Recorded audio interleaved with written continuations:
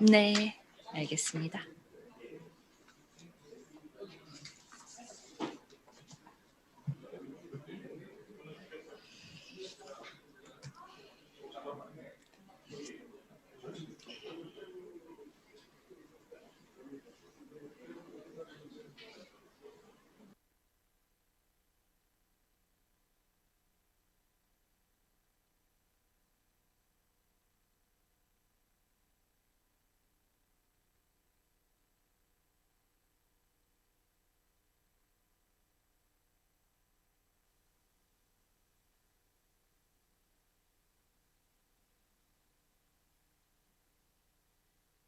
유네스코 아태 무형유산센터, 유네스코 아태 무형유산센터, 유네스코 아태 무형유산센터 전주 MC 문화재청의 유튜브 채널과 네이버 TV 또 포럼 공식 홈페이지를 통해 온라인 생중계되고 있습니다.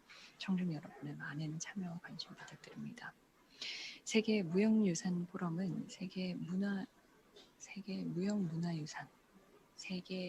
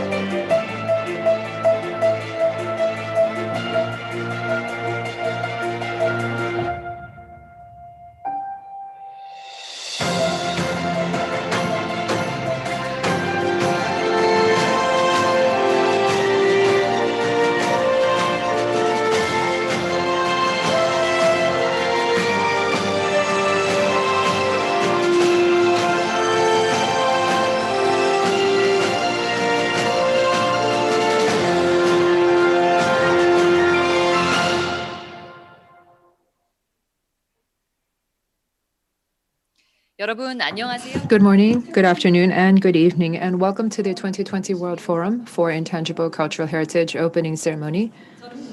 I will be your moderator for the next 3 days throughout this forum. My name is Mok Sa-yoon. I'm with Jeonju MBC. It is a pleasure to meet you all. You can watch this forum online on ICHCAP, Jeonju MBC YouTube channels, as well as YouTube channels and Naver TVs of Cultural Heritage Administration. We are also broadcasting this live on the official website of the forum. I'd like to ask you for your participation.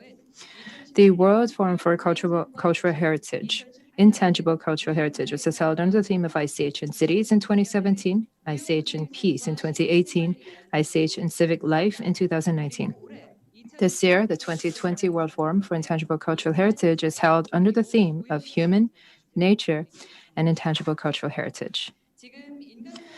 As you know, humankind is faced with severe climate change and ecological crisis.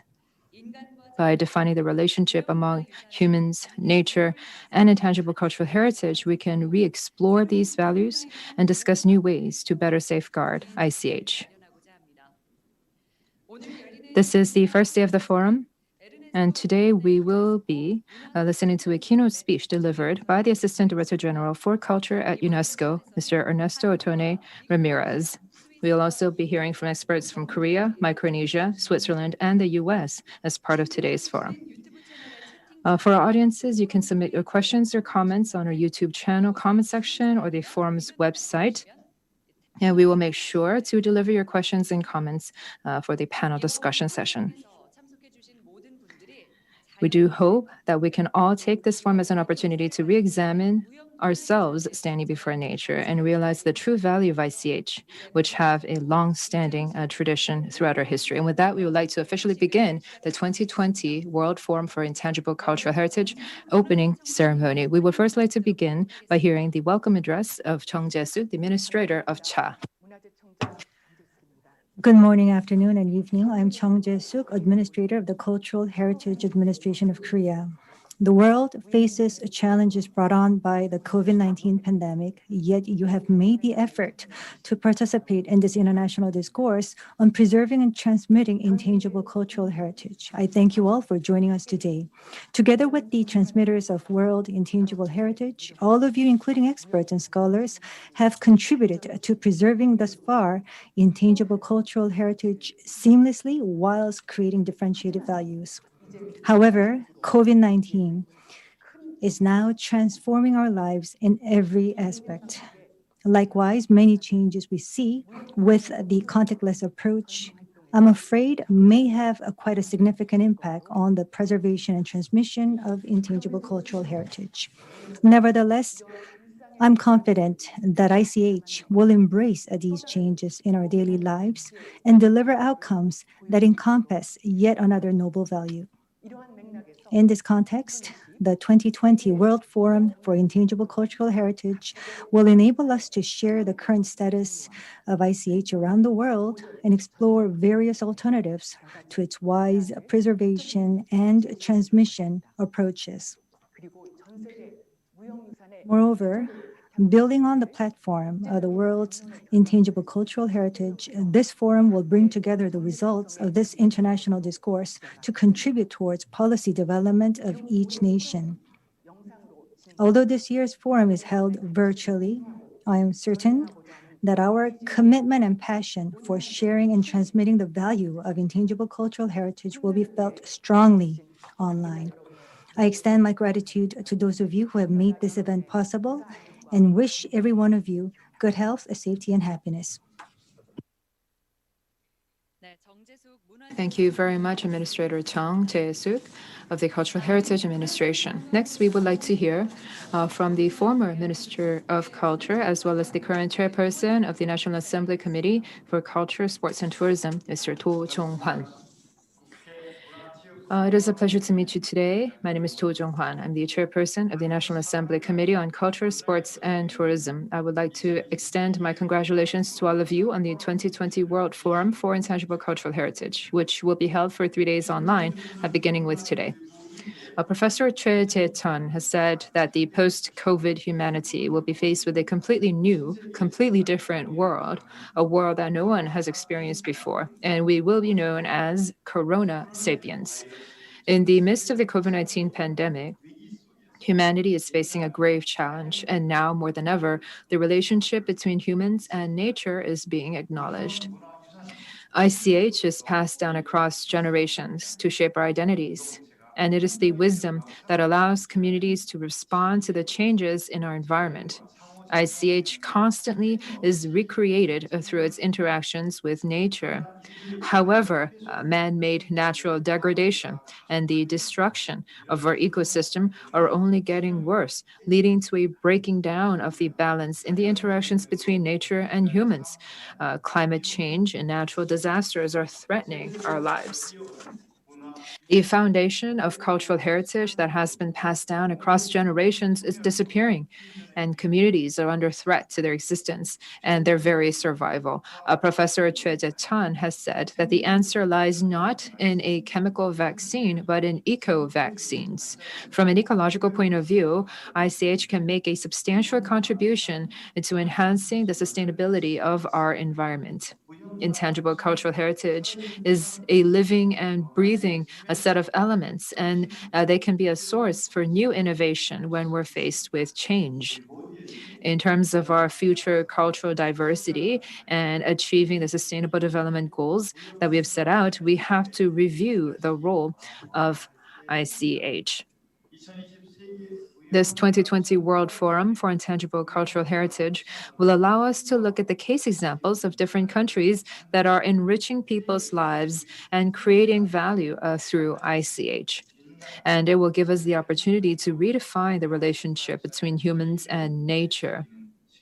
And we will once again revisit the significance of ICH. I would like to thank the organizers at the National Intangible Heritage Center and UNESCO ICHCAP for their tireless efforts. Thank you very much. Thank you very much. That was Mr. Chairman To Jung Hwan. Next, we're going to invite Mr. Kim Yoon-duk, the member of the National Assembly. Good afternoon. I am Kim Yoon-duk, member of the National Assembly for Jeonju-gap District. We're holding this forum to preserve the value of intangible cultural heritage and to develop them further. We're having this forum to find the relative alternatives and solutions for that end. Despite various difficulties out there, I would like to extend my deep gratitude to National Intangible Heritage Center and UNESCO ICHCAP, as well as relevant officials for making this forum possible despite challenging circumstances.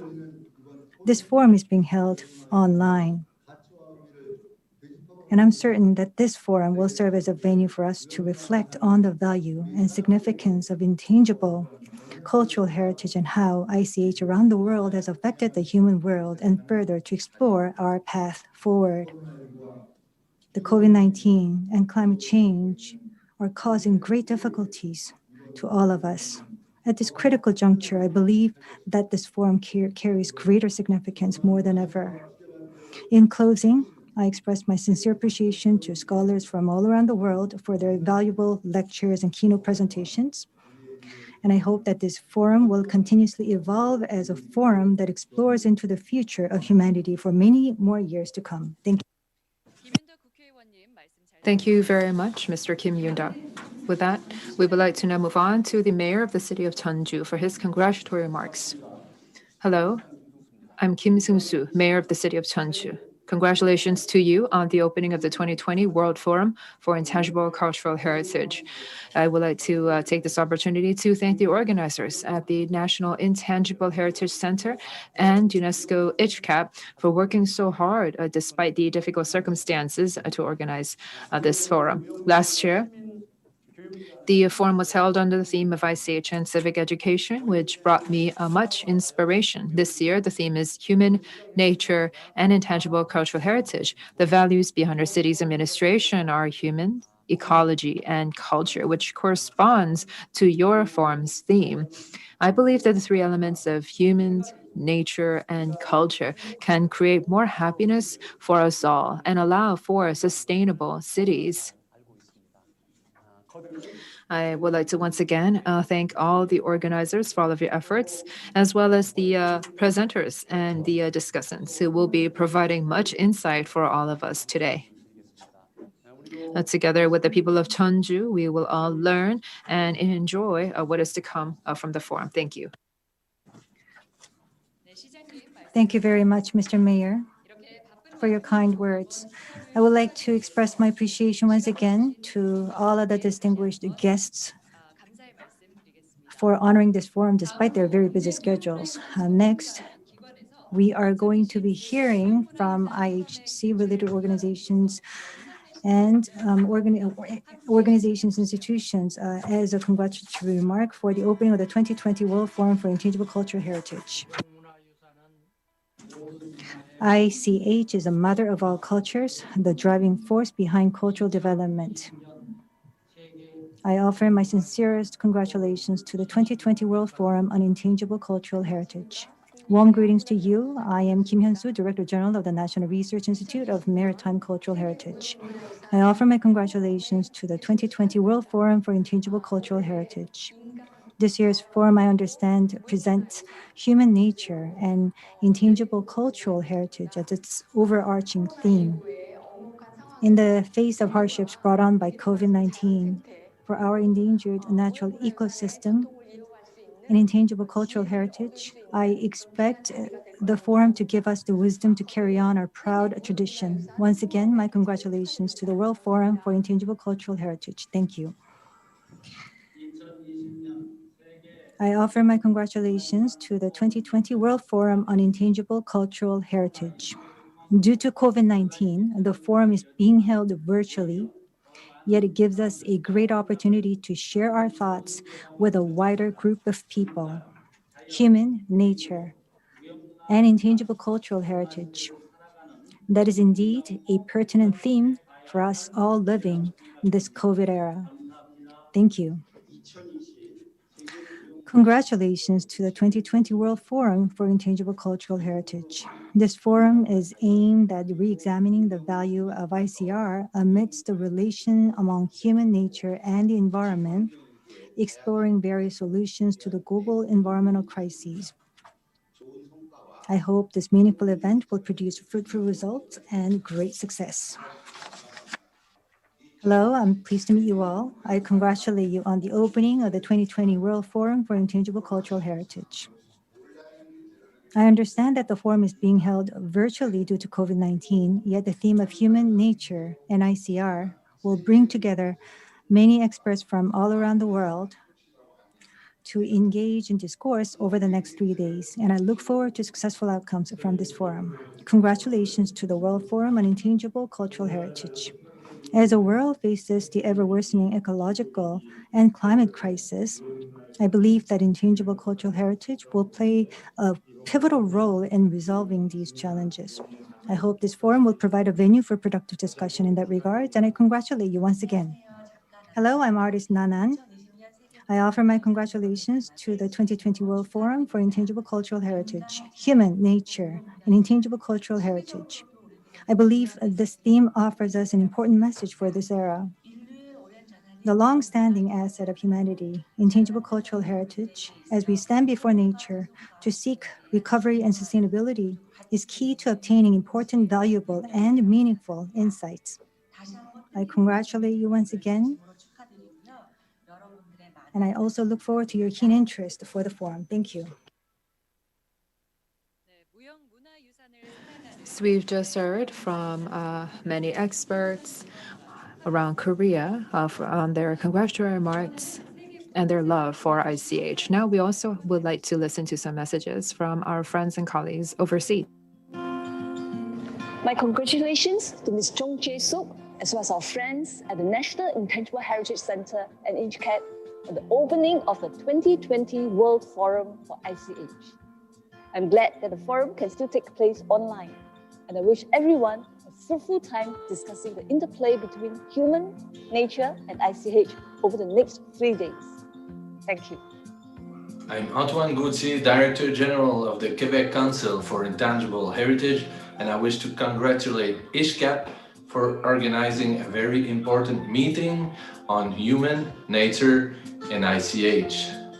Warm greetings from the National Park of the Kyrgyz Republic. It's a great pleasure for me to congratulate you on the 2020 World Intangible Cultural Heritage Forum, Human, Nature and ICH. Recent years, humanity is facing with environmental and human crisis. ICH provides us with a rich traditional knowledge to find a solution in response to environmental crisis. This is the right time to discuss the role of the ICH in contributing to the environmental sustainability. This is the right time to work together to rediscover our heritage for better tomorrow. Let me take this opportunity to thank the ICHCAP for the organizing of this forum. Thank you.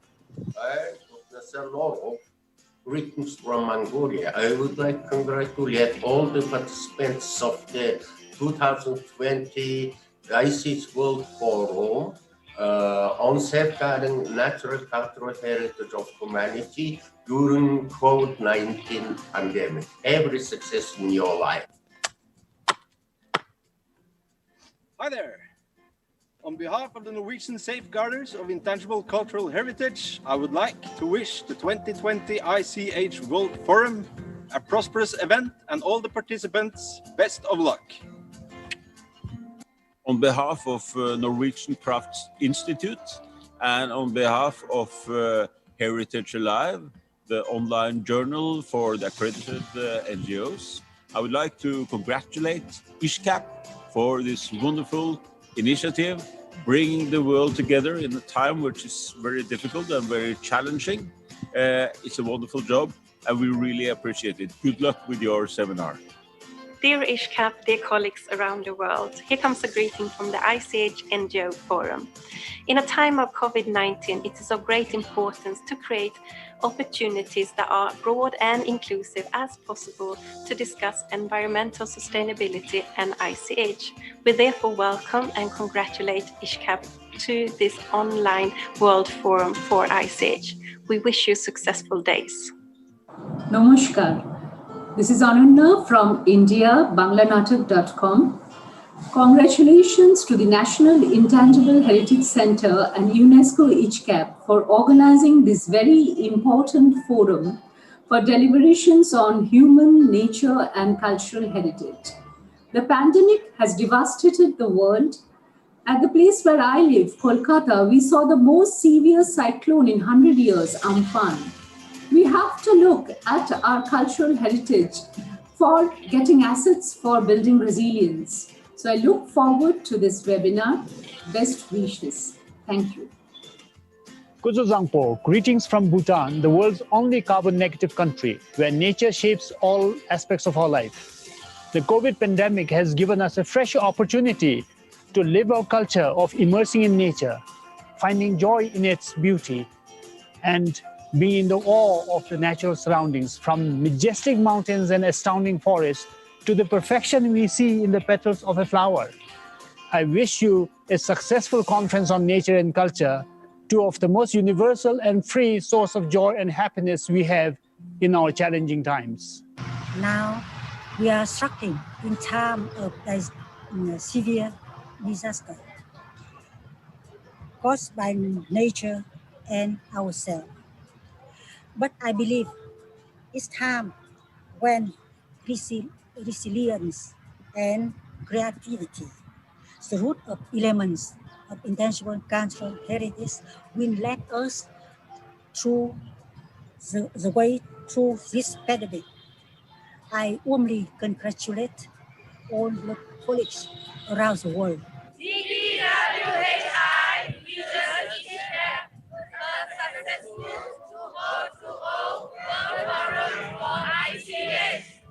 Human, nature, and ICH.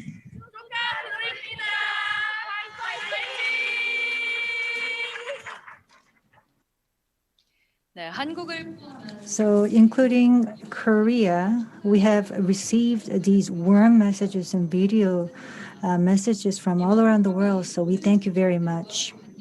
I hope this forum will prove to be meaningful for our audience as well as relevant officials. Next, let me invite Director General of ICHCAP, Kim Ki-hyung, for his opening remarks.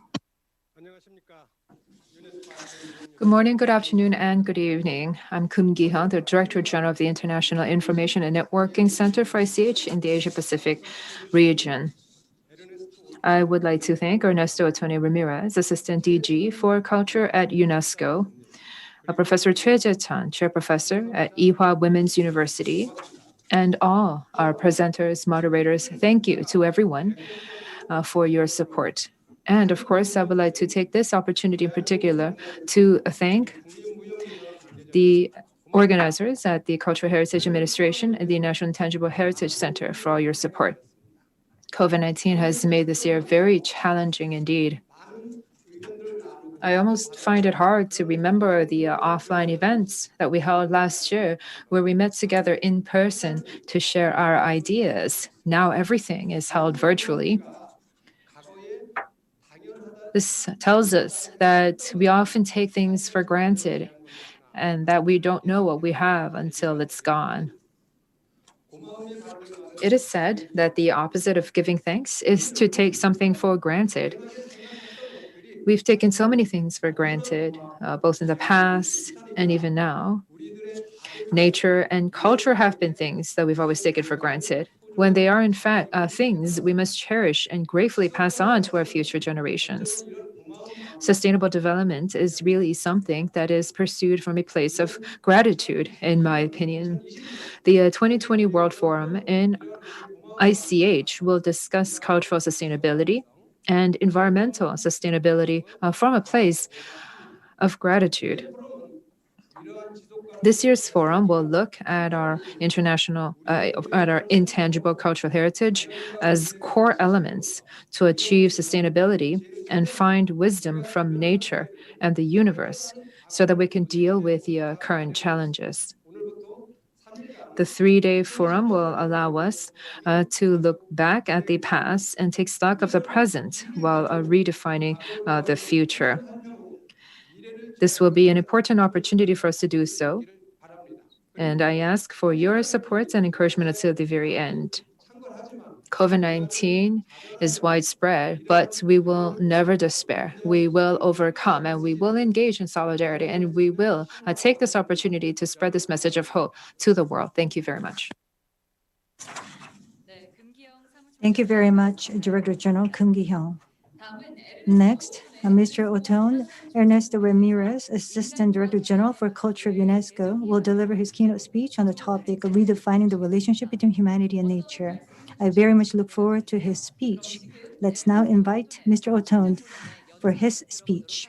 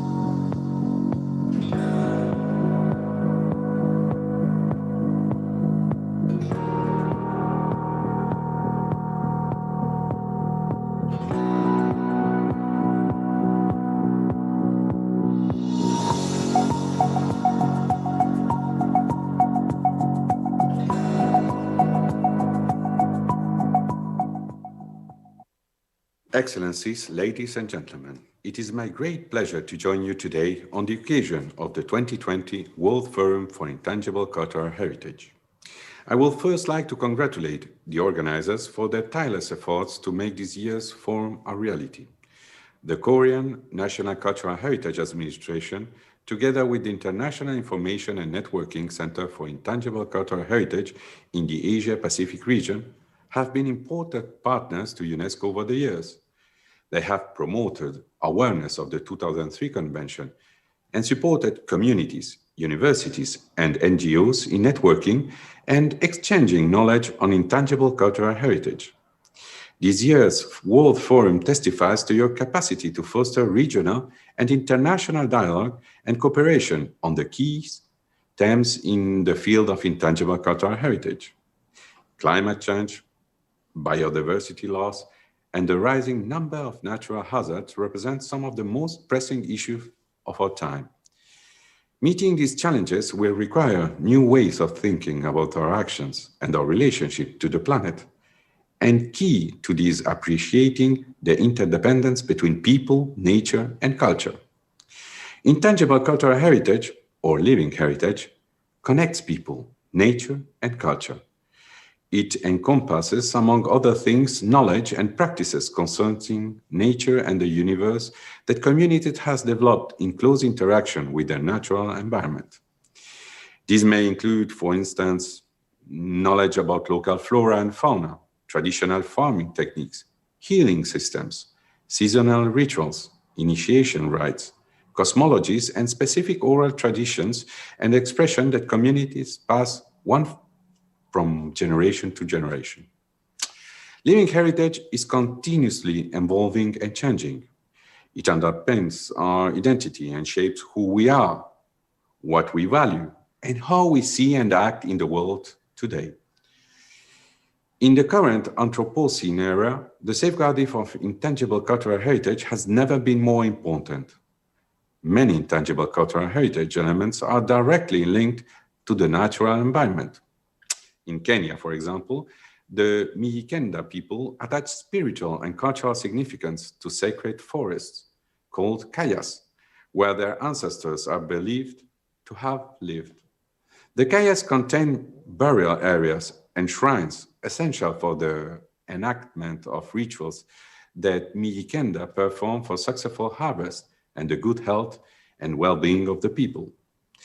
Developed and renewed across generations, such knowledge, practices, and rituals have guided human societies in their interactions with the natural environment for millennia. They carry with them fine-grained knowledge about the flora and fauna of complex natural environments, which can provide a basis for the protection of biodiversity and sustainable management of natural resources. But not only that, such knowledge and practices carry with them certain values towards nature. They shape a particular attitude and relationship to the environment, often fostering notions of respect, custodianship, and connectivity towards nature. Many indigenous communities, for instance, do not necessarily see a distinction between human and nature, and often accord a deep spiritual importance to animals and plants.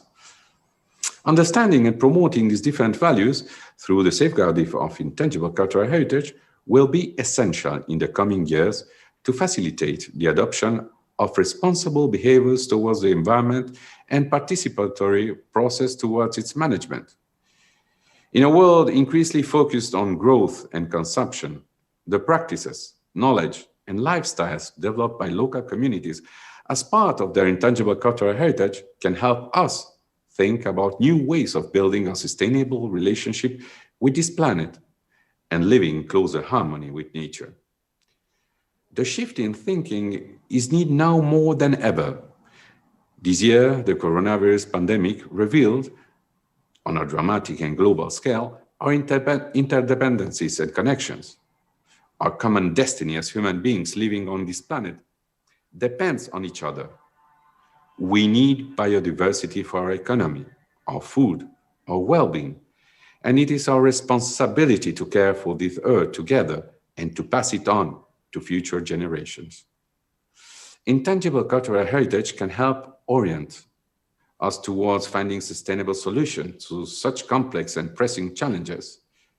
UNESCO, under its 2003 Convention for the Safeguarding of the Intangible Cultural Heritage, has been working closely these past years with state parties towards integrating the safeguarding of intangible cultural heritage into sustainable development plans and policies.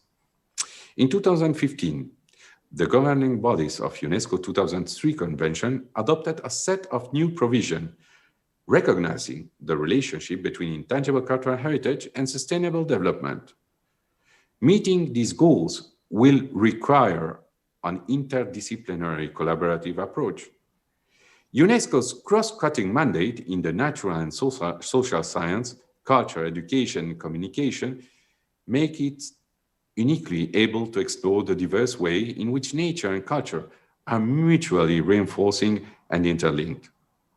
To this end, UNESCO has been working closely with the Secretariat of the Convention for Biological Diversity to raise awareness of the links between culture and biological diversity. This work is of a special importance this year, a pivotal year for biodiversity, as discussions take place to agree upon the post-2020 Global Biodiversity Framework. In the area of climate change, UNESCO has been working alongside its member states to support the integration of culture into climate change policy and response efforts. UNESCO's work on intangible cultural heritage in emergencies has illustrated the fundamental ways in which knowledge and practices concerning the climate, such as particular agricultural techniques, weather forecasting systems, and land use strategies, can provide a basis for many effective climate adaptation measures to reduce risk and enhance resilience to climate-related disasters. The 2003 Convention's Global Capacity Building Program has built on this knowledge in recently developing new training materials on the links between disaster risk reduction and safeguarding intangible cultural heritage. This year, UNESCO convened a reflection group comprising leading experts in the field of culture, heritage, and climate science to tackle how culture can serve as a resource in addressing climate change impacts. Discussion reaffirmed the critical importance of this topic and the urgent need to improve the consideration of culture in all its forms in climate change policies and actions. Ladies and gentlemen, the current challenges we face around climate change, biodiversity loss, and this year's devastating COVID-19 pandemic are interlinked. They all concern our values and interactions towards nature and our responsibility to take care of this planet for future generations. Intangible cultural heritage can provide relevant solutions to address such challenges. Let us work together to safeguard the intangible cultural heritage that constitute the fabric of our society and contribute to a more sustainable and peaceful world for us all. Many thanks once again to the Korean National Cultural Heritage Administration and ICHCAP and all the participants of the 2020 World Forum for Intangible Cultural Heritage. I wish you fruitful discussions. Thank you very much. 네, 에르네스토 오토네 유네스코 문화사무총장보님 감사합니다. 이것으로 2020 세계 무형문화유산 포럼 개회식을 모두 마치겠습니다. 잠시 후 인간과 자연의 관계를 재정의하며를 주제로 첫 번째 세션이 열릴 예정입니다. 청중 여러분은 잠시만 기다려 주시기 바랍니다.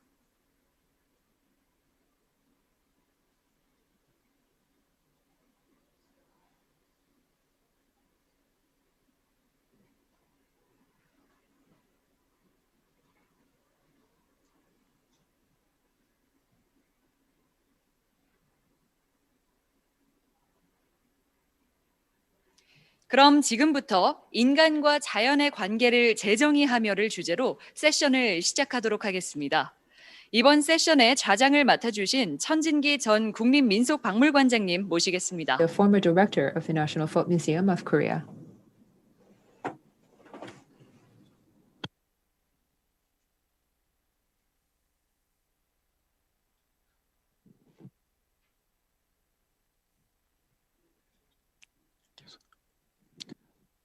네, 안녕하십니까. 천진기입니다.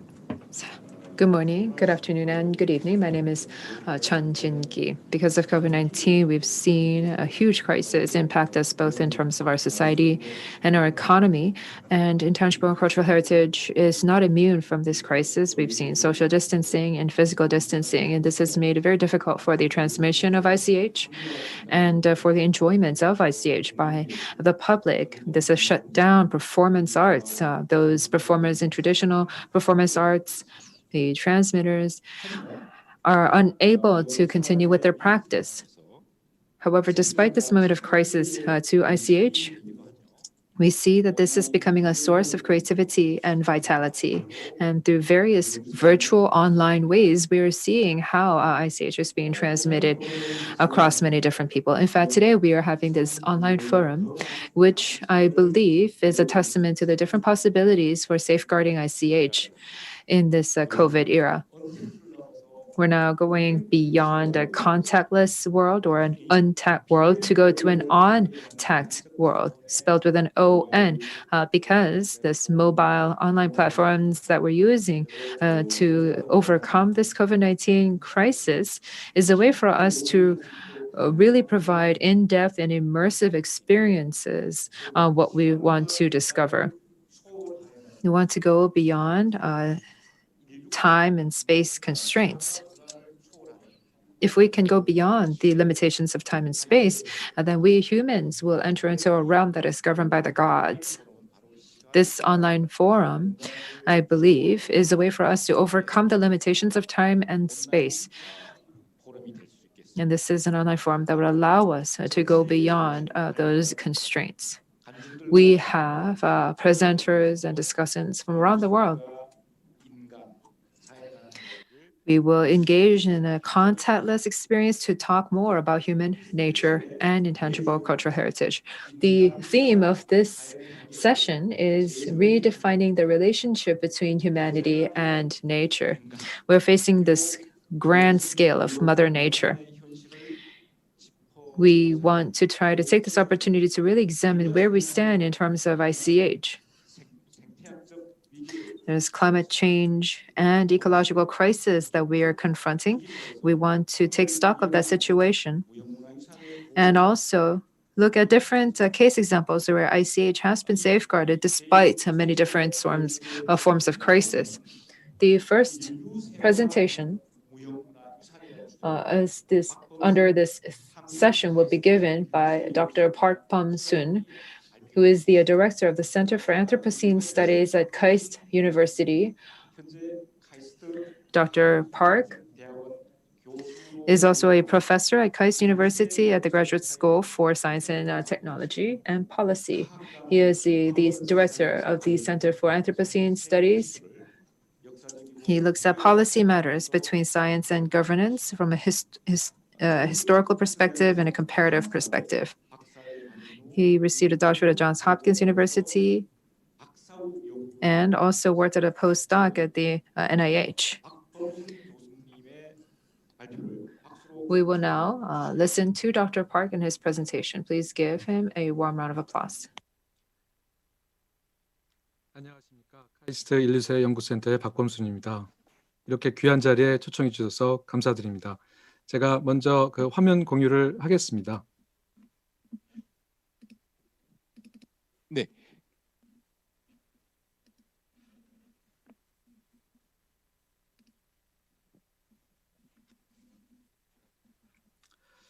저는 오늘 인류세의 관점에서 무형문화가 왜 중요한지, 그 유산을 어디서 어떻게 찾아볼 수 있을지에 대해서 말씀드리고자 합니다.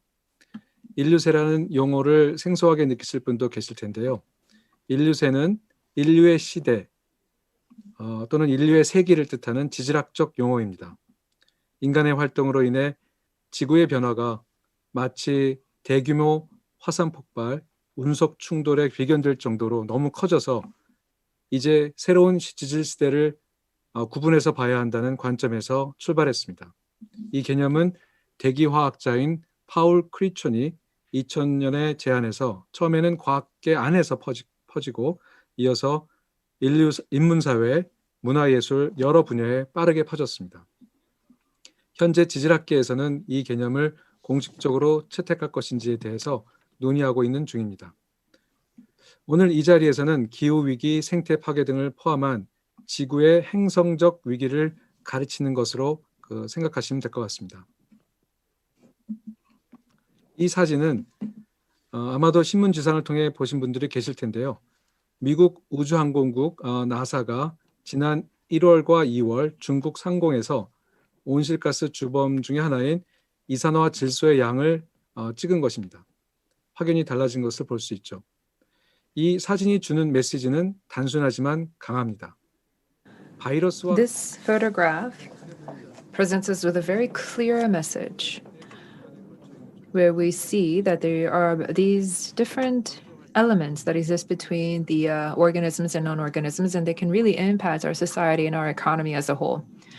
Traditionally, when we talk about something that is social, they refer to the interpersonal relationships, human to human relationships. But now these non-human elements are impacting these relationships. And let me show you some more photographs that really illustrate this point.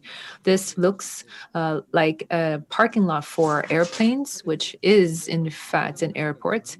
And this picture here looks like an actual parking lot, when in fact it's a line of cars of people waiting to receive food at a San Antonio food bank. Many years, even before this coronavirus pandemic, scientists have predicted and warned about this possibility. That's because there was a higher likelihood of a zoonotic disease outbreak due to eco-devastation and global warming. In fact, the UN has said that this COVID-19 outbreak should be seen as an SOS call for human enterprise. And in August, the scientific journal Nature published a paper that describes how these different crises have led to the enormous increase in certain species, such as bats and rats. When exactly is the starting points of the Anthropocene age? And what are its causes? Let me show you some graphs about the starting points of this era. This shows the changes in the Earth's average temperature around the year 1900, especially after 1950. You see this a sudden spike in the temperature. When it comes to global warming, the concentration of carbon dioxide in the atmosphere is key. And it was only after 1958 that we began measuring these levels. As you can see, they are consistently increasing. And there is also an increase in the carbon dioxide in the Earth's oceans, as shown in green. The blue graph shows the acidification of the oceans. It's absolutely clear that these changes are closely linked to economic activity. This graph shows the changes in the UK's GDP from the 13th century to today. And you can see the increase in the 20th century, especially in the later parts of the 20th century, how there's this dramatic increase. So it's in the 1950s that the great acceleration has begun. That's when various Earth system indicators and socioeconomic indicators all display a clear trend. And that's when many scientists are saying that we should set as the starting point of the Anthropocene era.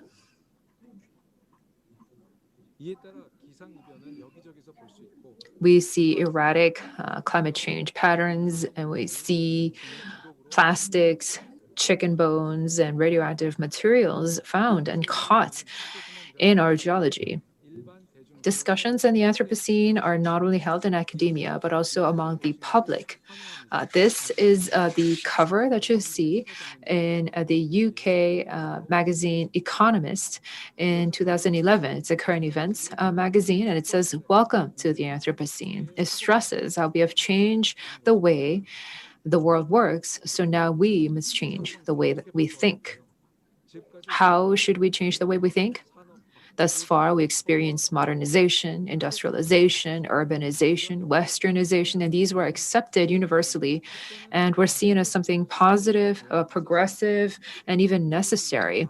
The problem is that these processes account for a kind of dichotomous modernity where it's human versus non-human, or life versus non-life, or mind versus body. Furthermore, we've placed nature and culture in a separate category altogether. We have to go beyond this dichotomy of thinking to see nature and culture as one. So in my presentation, I would illustrate some specific examples using the cases of matsutake mushrooms, trees, stones, and fish. Recently, the American anthropologist Anna Tsing wrote a book on matsutake mushrooms.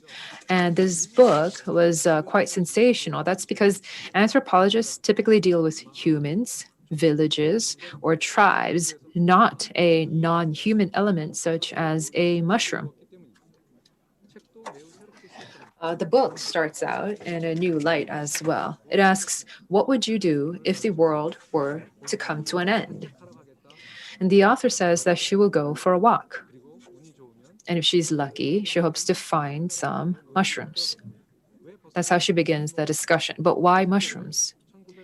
In fact, after the Hiroshima nuclear bomb explosion in August 1945, the first life form that returned that autumn were mushrooms. And in 1991, when the Soviet Union collapsed, the people of Siberia ate mushrooms to survive. Mushrooms are a sign of hope found in those places where hope seems to be all but lost. Anna Tsing captured upon that idea and presented several concepts that allowed people to see humans and nature as one. Now, many people talk about sustainability, but she suggests the concept of livability. And she also emphasizes our entanglement with other species and non-organisms. And for those coincidental, accidental situations that occur through these entanglements, she refers to as patchiness and multiple temporalities. Let me explain further how Anna Tsing used these concepts. Typically, we think of matsutake mushrooms as those root vegetables that we gather in the mountains, we sell at the market, and later we find them in our foods. Tsing, however, discusses the survival of the species that are entangled here. Wild matsutake mushrooms have always been favored by the Japanese, and Japan has heavily relied on imports of these mushrooms. But after the Chernobyl disaster in 1986, European imports of these mushrooms decreased as they were exposed to radioactivity. Prices skyrocketed. So mushroom merchants began showing an interest in the mushrooms grown in Oregon, a state in the United States. But why Oregon? Anna Tsing visited the state and listened to the mushroom gatherers. Many of these mushroom gatherers were from Laos and Cambodia. They were refugees and migrants. But why Southeast Asians? Tsing describes very well the accidental meeting between these mushrooms and Southeast Asians. So in the past, in Oregon, there was this very tall, grand pine tree called the ponderosa. But in the 80s, this tree had almost disappeared, and all the lumber companies left. So there was nothing left in these fields except another pine tree species called the lodgepole. And matsutake mushrooms grow very well under these trees. Many of the Southeast Asian people living in these parts were of the Mian ethnicities. The Mian people had ancestors who lived in the mountainous regions of southern China. In the 20th century, they settled in Laos and Thailand. Some of them assisted U.S. soldiers during the Vietnam War and ended up living in Cambodia as refugees after the war. And in the 1980s, they came to the U.S. as refugees. Unable to find work in society, they lived in the mountains of Oregon. And when the matsutake mushrooms began fetching a good price in the 1980s, as I mentioned, many of these Southeast Asian migrants and refugees worked to gather these mushrooms, and this improved their quality of life. and they call the mushrooms white gold.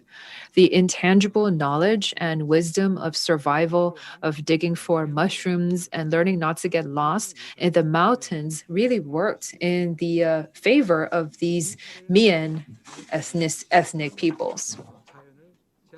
Using this example, Singh proposes a third kind of nature. The first kind of nature is ecological. It's very pristine. And the second nature is one that has been shaped by capitalism. And Singh proposes a third kind of nature, and it's where we don't deny or affirm capitalism, but allow nature to exist despite the workings of capitalism. So this is a kind of capitalism without progressive ideology and a capitalism that works to buttress life. Now, this is a new kind of proposal set forth by Anna Singh. So there's another case that also shows how humans and nature can live as one. And this case is found in Namhae. It's found in the southernmost part of Korea.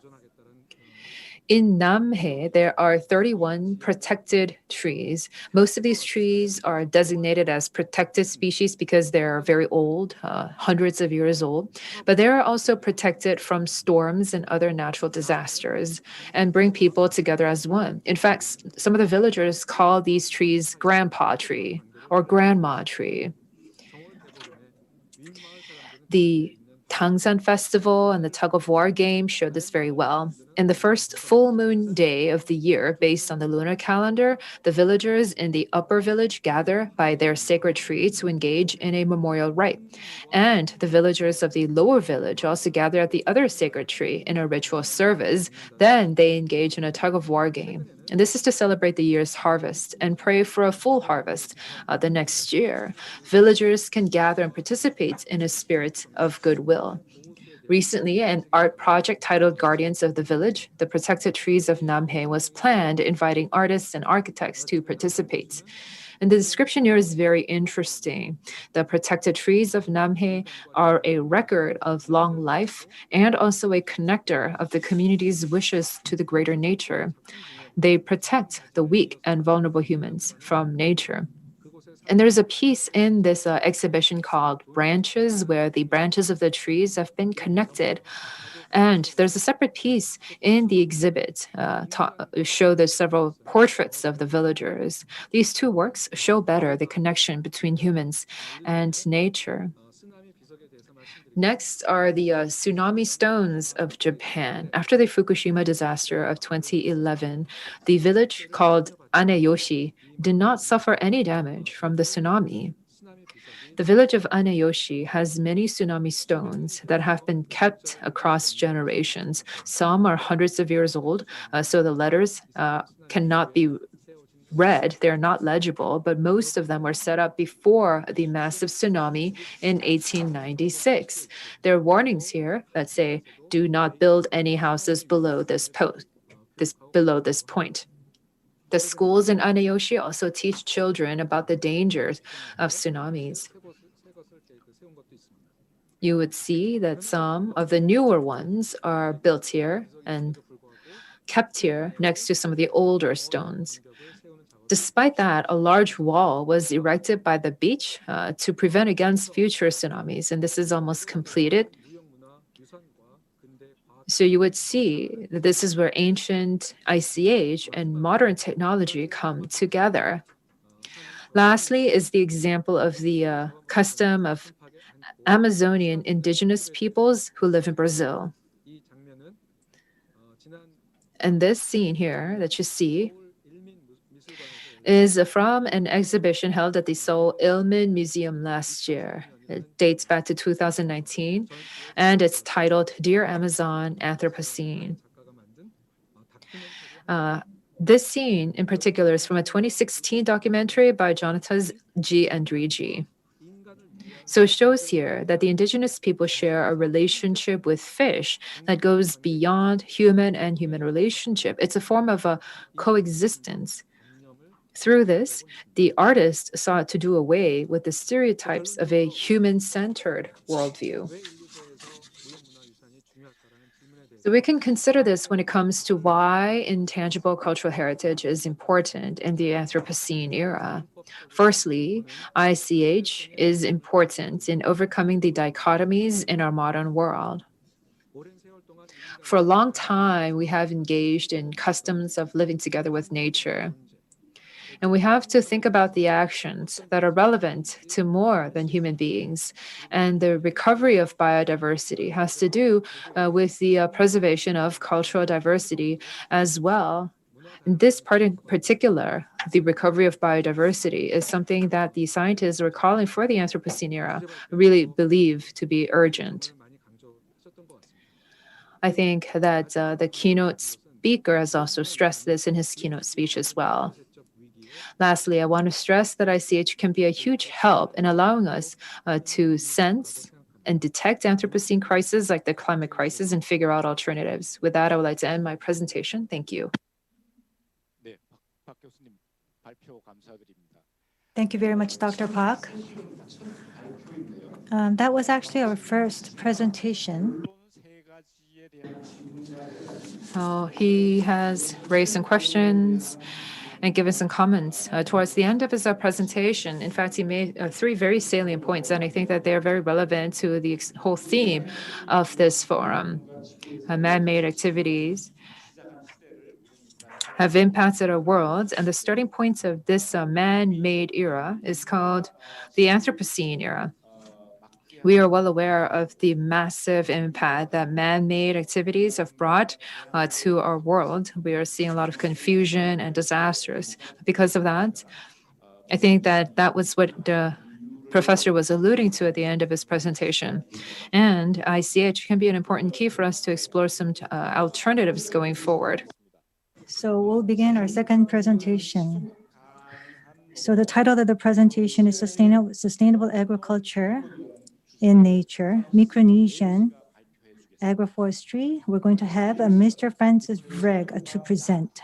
He's currently working at the Yap State Historic Preservation Office in Micronesia. He's a director working at the office. Please welcome the speaker with a big round of applause.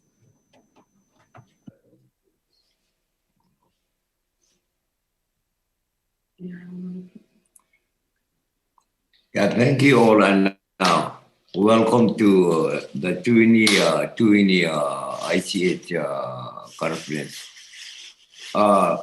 First, I would like to do a PowerPoint presentation on the agriculture and agroforestry practices here in Micronesia. Going into that, as prepared in the presentation,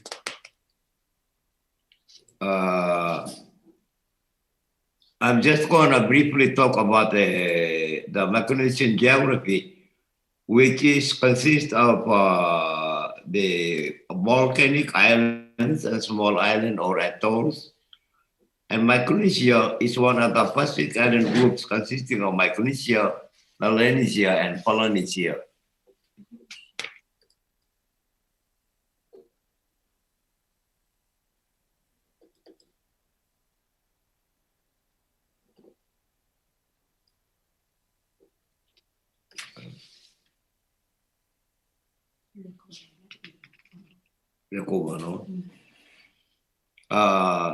The political makeup of the Micronesian islands have 3 distinct relationships with the United States of America. The Marianas Island has a Commonwealth and with the U.S. and Hwan is a territory of the U.S. The Republic of the Marshall Islands has a compact of free association with the U.S. as well as the Federated States of Micronesia, where Yap is and I'm from, and the Republic of Palau. They all have a compact of free association with the USA. The biodiversity of the Micronesian islands consists of land and sea or ocean animals. And on the land, there are trees and plants and other type of animals. Combined with the people, all the people in the Micronesian islands are called Micronesians. And the reason why I have put people included in the biodiversity of the island is that the people are the consumer as well as the protectors of these natural resources. The way that we do agriculture or agroforestry practices here in Micronesia are some areas or plots are for special plants or trees or grasses or something like this, such as yams, swamp and land terraces, and other type of trees and crops. The agroforestry in residential and forestry areas are similar, yet they are distinct or different in a way that in the residential areas around the communities, people more or less plant those trees and crops based on their needs or the weather climate of the island. The agroforestry is usually the trees and the grasses and the crops that you see there were planted by birds, animals, much less human beings. The agroforestry area in the forestry areas or the plants in the forestry areas are mostly used for lumber and other needs.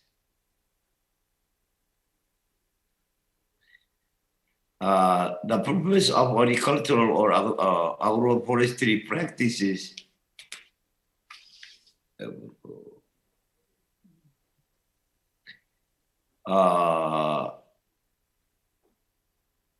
is for plants and crops rotation, as we all know that, you know,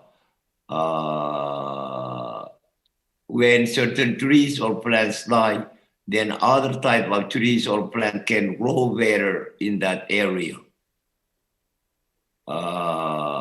And one of the crop rotation purpose is based on the cultural function of the communities, such as when a yam festival is to come up, then the villagers or the communities would plant yams. And then if something like for other cultural practices, like exchanging betel nut, then betel nut trees would be planted. The second one is climate change or environmental control measures.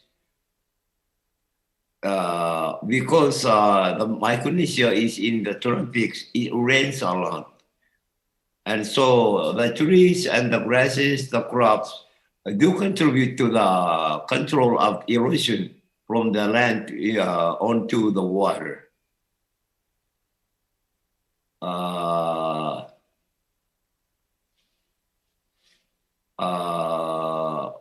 One of the reasons for the practices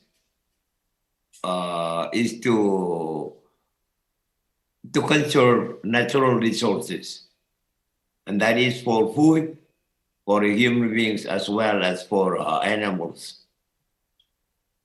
And the agroforestry areas also provide for lumber and materials resource storage for building houses, canoes, rafts, and other cultural material needs. It also provides for laboratory and pharmacy areas where traditional medicine plants and trees and other type of natural elements are used to treat the sickness and other type of illness for human as well as for animals. Further, since there are food plants and crops in these areas, they serve as a grocery as well as a food storage. And food are prepared for many regions. On a daily consumption basis, festivals or cultural functions or ceremonies, community exchange system where one community would give a particular type of food to another community. In return, they would get something from the receiving community.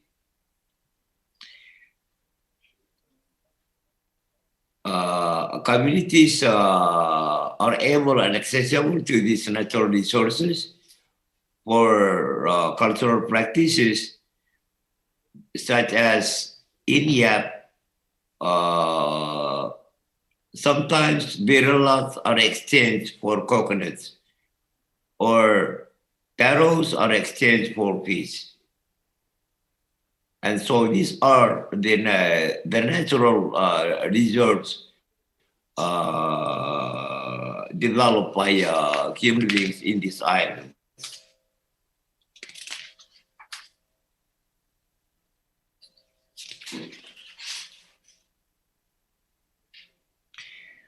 When we're talking about agroforestry in Micronesia, it includes the areas from the mountains to the shoreline. And on the shoreline, one would find beach areas, mangrove forests, swamps, and rocky cliffs.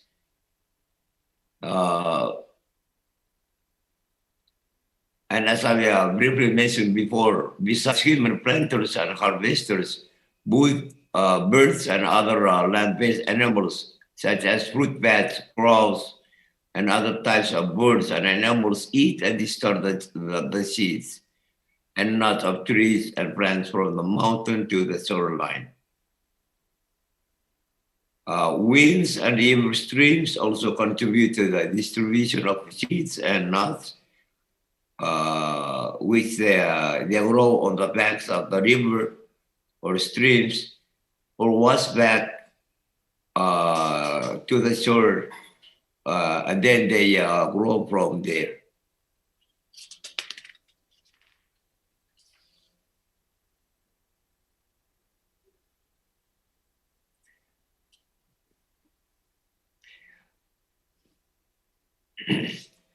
As mentioned earlier, the human needs or uses of agroforestry resources are for food, medicine, or pharmaceutical needs, cultural practices, such as exchange system between individuals, families, clans, and communities.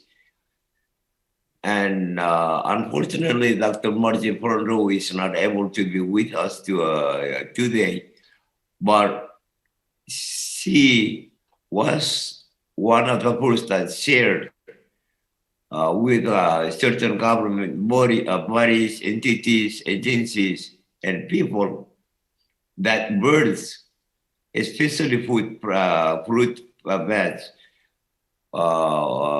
was as well as still one of the major planters and harvesters of all the edible or plants and trees that can be used for eating the nuts or the fruits. And this incident when she was testifying before the legislature in the past year in the state of Hwan. So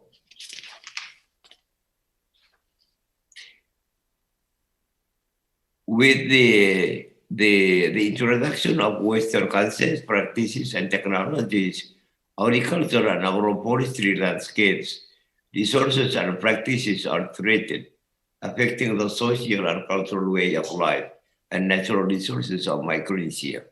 And I believe that these elements or things are also similar in the island as well as other cultural societies in the world. The challenges that we face today through modernization are really threatening and affecting our way of life to the point that the whole world is being affected by climate change and other type of sickness, because people here in Micronesia in the past, they rely on medicinal plants to sustain their life. Nowadays, some of these plants are being cleared, or trees are being cut off for lumber on a commercial basis. And so I must apologize, but this is my presentation for today. Thank you all. 네, 동물과 식물과 인간이 Animals, people, and plants. They are the critical elements that enable agroforestry.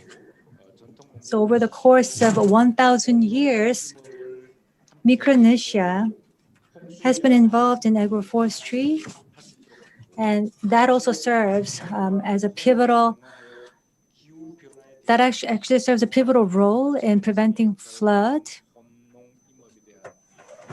So the presentation dealt with the agroforestry that has been with us over the last 1,000 years. He talked about ways in which we can ensure sustainable harmony between people and nature. And the case example from Micronesia, we were able to learn once again that humanity uses nature. That is called cultural activity.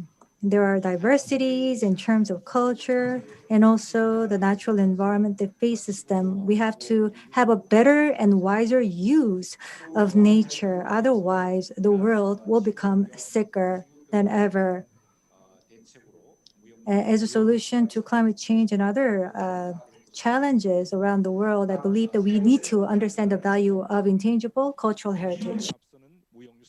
눈사태 위험 관리라는 주제로 마이클 브룬들 스위스 눈과 눈사태 연구를 위한 WSL 연구소 책임 연구원의 발표가 있겠습니다.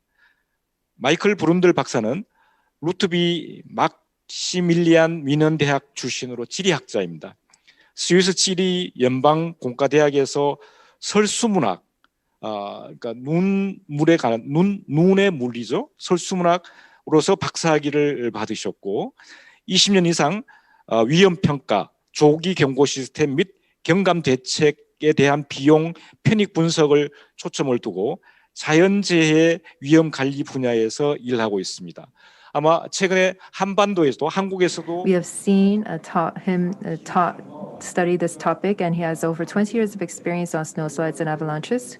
In Korea, we have also seen a very long monsoon season and typhoons and storms. We hope that through Dr. Brundle's presentation that we will also learn much insight from how to better engage in risk management and risk mitigation measures.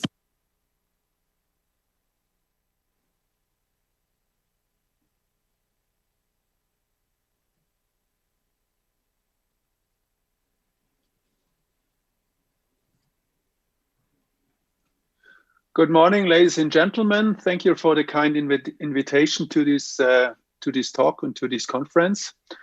Managing avalanche risk was inscribed in the representative list of the Intangible Cultural Heritage of Humanity on the 29th November in 2018. The dossier supporting the application was produced by the WSL Institute for Snow and Avalanche Research here in Davos, together with several partners. Although intangible, for mountainous countries such as Switzerland, where it has long been a substantial element of the national identity, managing avalanche risk is a matter of existential importance. In the following 15 minutes, I will briefly give you an overview about the most important parts of integrated avalanche protection, which is an essential basis for risk management of snow avalanches.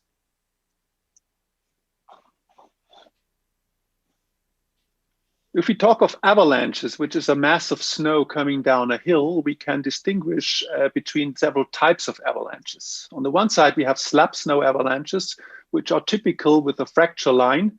And slab snow avalanches release because there's a weak layer within the snowpack. And this is not stable enough to withstand the shear forces exerted on a snowpack, for example, by additional load of a skier or of additional new snowfall. On the other side, we have point snow avalanches, which release, as you can see in the right picture, at one point. And these are typical, more smaller avalanches, which are not that dangerous, although the masses can be considerably large as well. If we talk of the humidity within the snowpack or the water content, we can distinguish between dry snow avalanches, which you can see on the left side, and wet snow avalanches on the right side. Dry snow avalanches can develop to a powder snow avalanche, traveling over a large distance and over terrain terraces, for example. And these powder snow avalanches can reach large velocities up to 250 kilometers per hour. And therefore, they are very dangerous. They can also, as well as other avalanches, destroy houses and can put large forces onto obstacles. Dealing with avalanche danger has a long history and was put into place in several countries, in several centuries in alpine countries. But it was Johann Kohatz, an engineer, who systematically started to establish avalanche protection, for example, by these stone terraces, as you can see on the upper two pictures. These stone terraces have the goal to prevent that the snow can slide down, as it is indicated in the sketch at the lower right picture. Sorry. These stone terraces can be effectful if the snow height is not too high, but if the stone terraces are fully covered with snow, avalanches can release on top of them. Johann Kohatz was also the first person who mapped avalanches systematically all over Switzerland. And you can see the avalanche map on the lower left picture, showing where avalanches can release in Switzerland. And this map is, so to say, still valid at large places in Switzerland, although the conditions, for example, regarding the forest have changed considerably over the last years or decades. The modern approach dealing with avalanche risk and also with other types of natural hazards can be depicted with a cycle on the integrated risk management, where you have a prevention phase or a preparedness phase, where you prepare for an avalanche or for a natural hazard event. You have the response phase, where you make the intervention, and you have a recovery phase at the end or after the event. Today, I will talk about two parts of this integrated risk management cycle. This is the prevention phase and also the preparation or the intervention phase. When we talk of avalanche protection, we have different mitigation strategy we can talk about. On the one side, we have permanent measures, which are permanently in place, and we have temporary measures, which are put in place when the avalanche danger is increased.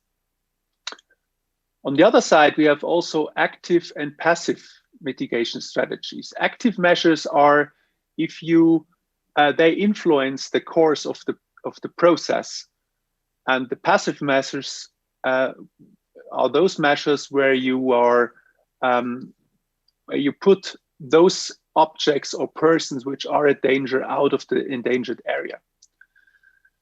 So the active and permanent measures are, for example, technical measures. I will briefly show what I talk about. Active temporary measures can be, for example, artificial avalanche release. Passive permanent measures on the upper right figures are spatial planning measures. And temporary passive measures are, for example, organizational measures, which could be evacuation of endangered people out of the zone or closure of road or other traffic infrastructure. Technical measures in regard of avalanches are the most important, or the most well-known measures are supporting structures. You can see them on the upper left figure. These supporting structures are nowadays made of steel, and they prevent the release of avalanches. Therefore, they are constructed in the release zones of avalanches in the Alps. These are areas above 2,000 or 2,500 meters above sea level. On the upper right figure, you can see a deflection dam in the northern part of Iceland in Siglufjörður. These deflection dams are constructed in areas where it is not possible to construct these supporting structures because the release areas are too high or other circumstances speak against this solution. So the deflection dam work in the way that the avalanche which comes down is deflected from areas which are at danger. For example, here, these houses you can see in Siglufjörður. Of course, this deflection dam has to be high enough in order that the avalanche can be deflected. So therefore, the massive avalanches which are expected from the hill has to be taken into account. If it comes to traffic routes, on the lower left picture, you can see an avalanche shed. These avalanche sheds prevent that the avalanche hits, for example, cars and buses. And therefore, it is possible that the road, in this example in Austria, can be used throughout the whole year, because the avalanche is flowing over the road, over the avalanche path, over the avalanche shed. But you can also directly protect buildings, for example. On the lower right picture, you can see a local avalanche protection measure in a small mountain house here in the area of Davos. The idea of this measure is that the avalanche is deflected from the house, or it can flow over the house and will not cause any damage or not severe damage on the house. You can see these type of measures in many mountain villages here in Switzerland and also in other alpine countries. When it comes to biological measures, protection forest has a crucial function in avalanche protection. On the left picture, you can see such a protection forest protecting the small village of Andermatt in the central part of Switzerland. Forest prevents that a continuous weak layer can form within the snowpack, and the snow which falls down is caught by the branches in the trees, and therefore prevents the formation of a weak layer, and the trees also stabilize the snowpack within the forest. Forest can only grow up to an altitude of about 2,200 or 2,400, depending on the climatological situation. And therefore, in the upper part, these supporting structures, as you can see them also on the left pictures, are constructed. That means protection forest can only grow up to 2,000 meters. And in areas where the protection forest has been destroyed, afforestation is done to bring the forest up again. And you can see this on the right picture. And in many cases, these afforestation have to be supported by wooden supporting structures until the trees come to a size where they can overtake the protection function as a closed forest. And the next important measures are land use planning measures. We have hazard maps in Switzerland indicating those areas where we expect very frequently avalanches and or avalanches with a high pressure above 30 kilopascal, which is about 3 tons per square meters. And this is the pressure where a normal ordinary built house will be destroyed by an avalanche, and person living in such a house are at danger. In the blue areas and in these red areas, building is forbidden. In the blue areas, building is allowed, but the buildings have to be reinforced to withstand the avalanche pressure, as I have shown you before in the small house with the wedge behind the building. In the yellow zone, the avalanche danger is low and there's only a residual risk to be expected. How such hazard maps are developed are written in guidelines. Unfortunately, they're only in German here, or French and Italian, not in English. And these guidelines are at the disposal of the persons planning such hazard maps, or doing these hazard maps. These hazard maps are not only in Switzerland, but they're also in other Alpine countries, and they're also elaborated for floods, rockfall, and landslides. Doing such hazard mapping is a complex procedure, starting from inventories, where you have an avalanche inventory, terrain analysis, field analysis, taking the climate situation into account, return periods of avalanche, and finally expert judgment. Simulation plays a crucial part in this elaboration of hazard mapping. To do this hazard mapping, we have a full experimental site in the Valle della Sion, in the canton of Valais, where we have different obstacles in an avalanche path, where we can measure typical characteristics of an avalanche. We have a 19-meter high pylon. We have a wedge with pressure sensors, which you can see here in the lower part. And we have a pressure plate, 1 square meters, where we also measure the pressures of avalanches. And from the opposite side of the slope, we have a bunker, which can observe avalanches with cameras and also with a high resolution radar. With this high resolution radar, and I will start the video now, we are able to look into the powder cloud of an avalanche. You can see here on the upper left part of the picture, the avalanche is released artificially. And you can see here that the avalanche front is coming down, and you might see this blue line. On the right side, you can see here these pictures which are produced by these high resolution georadar. And what you can see here, we have different lines, the blue line and the green line, and the same on the right picture here. You can see we have different fronts within the avalanche. Without this high resolution radar, it would not be possible for us to look into the avalanche, where we can observe different parts and surges in the avalanche, which is very crucial to develop the numerical models needed for land use planning here in Switzerland and other Alpine countries. And you can see now that the avalanche is reaching here the obstacles I describe in the lower part of the picture.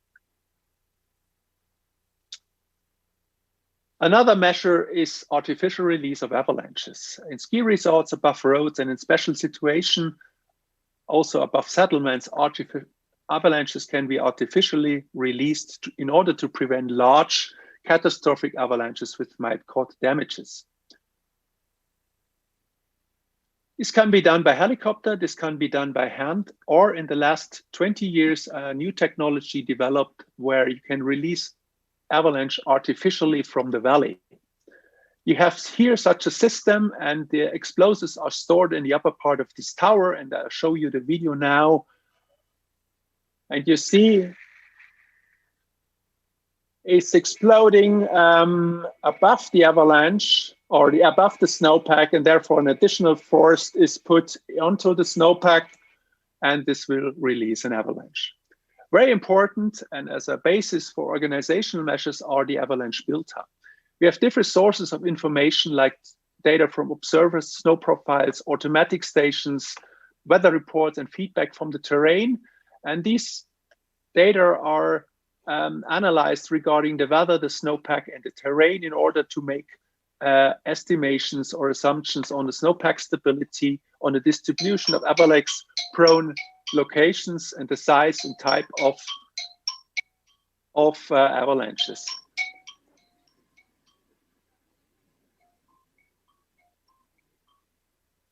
These danger levels indicated in 5 levels are going from low to considerable to large and very large, and show the avalanche dangers in different altitudes and aspects.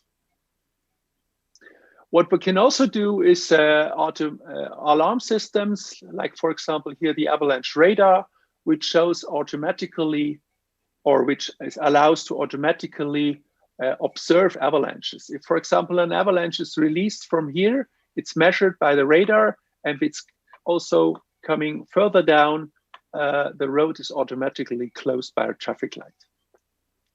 So let me conclude with some take-home messages. Risk management of snow avalanches has a long tradition in Switzerland and Alpine countries. Avalanche risk management is an integrated approach consisting of technical, biological, organization measures, and land use planning. But what's very important is the collaboration and communication among all involved partners at all levels, which is the key for a successful integrated avalanche protection. Thank you very much for your attention. 네, 흥미로운 발표 감사드립니다. 눈사태 위험 관리가 Thank you very much. This avalanche risk management was inscribed into the representative list in 2018 because it's a very important part of the culture of the Alpine communities. Thanks to the doctor's presentation, we were able to hear how the knowledge and the wisdom that were accumulated over centuries of years have really helped the Alpine communities to maintain and safeguard their lands and their own. This is experience and know-how that were accumulated for centuries of years, but that was really married to this avalanche risk management. And I think really that is the core of all intangible cultural heritage. So for ICH, it was really an interesting presentation for my own benefit. So we're going to have our last presentation of the day. Intangible Cultural Heritage and Ecological Humanities, Indigenous Cultures of the Caribbean and the Pacific. This is the title of the presentation that will be delivered by Dr. Elizabeth Delugri, who is a professor at the Department of English at UCLA. Dr. Delugri, responsible for also English as well as sustainable and environmental management. She focuses on decolonization as well as related theory coordination. She is also a joint editor-in-chief for Humanities-Related Journal. Please welcome the speaker with a big round of applause. Thank you so much for this invitation and the honor of speaking at the ICH Forum. I speak to you from Los Angeles, where COVID-19 is ravaging our communities, while the wildfires are ravaging our forests, our homes, and our air quality. In this compensating of gratitude, I'm grateful for the breath that I used to take for granted and the opportunity to speak to the importance of framing our current crisis as a cultural and historical one. Thus, through attention to culture, we can begin to mitigate the suffering and forge new sustainable futures of livability, as Professor Park has emphasized. Our current climate crisis, termed the Anthropocene, has been tied to the history of capitalism, of empire, nuclear testing, and a globalization era of disposability and of waste. All of these histories have impacted tropical islands to a far greater extent than their continental counterparts, because islands have often functioned as laboratories for colonial experimentation, from the plantation complex to nuclear testing in the Pacific. The climate crisis alerts us to the peril of living beyond our limits, yet islanders have long had to negotiate ecological crisis, as well as find innovative solutions of sustainability and resilience in bounded lands and with limited resources. In a crisis about our Earth Island, island writers and artists prove a prescient perspective about the part's relationship to the whole. This is why we need the arts and the humanities to learn from our past and to chart the way for our Anthropocene futures. In an era of truly global environmental crisis, we cannot afford to overlook narratives from those island regions that are at the forefront of ecological change. So let's begin with our Earth Island, an extraterritorial view of the planet made possible by the satellite technologies developed in the Cold War, a battle that, while largely invisible to many people of the globe, was violently propagated in the small atolls of the Pacific.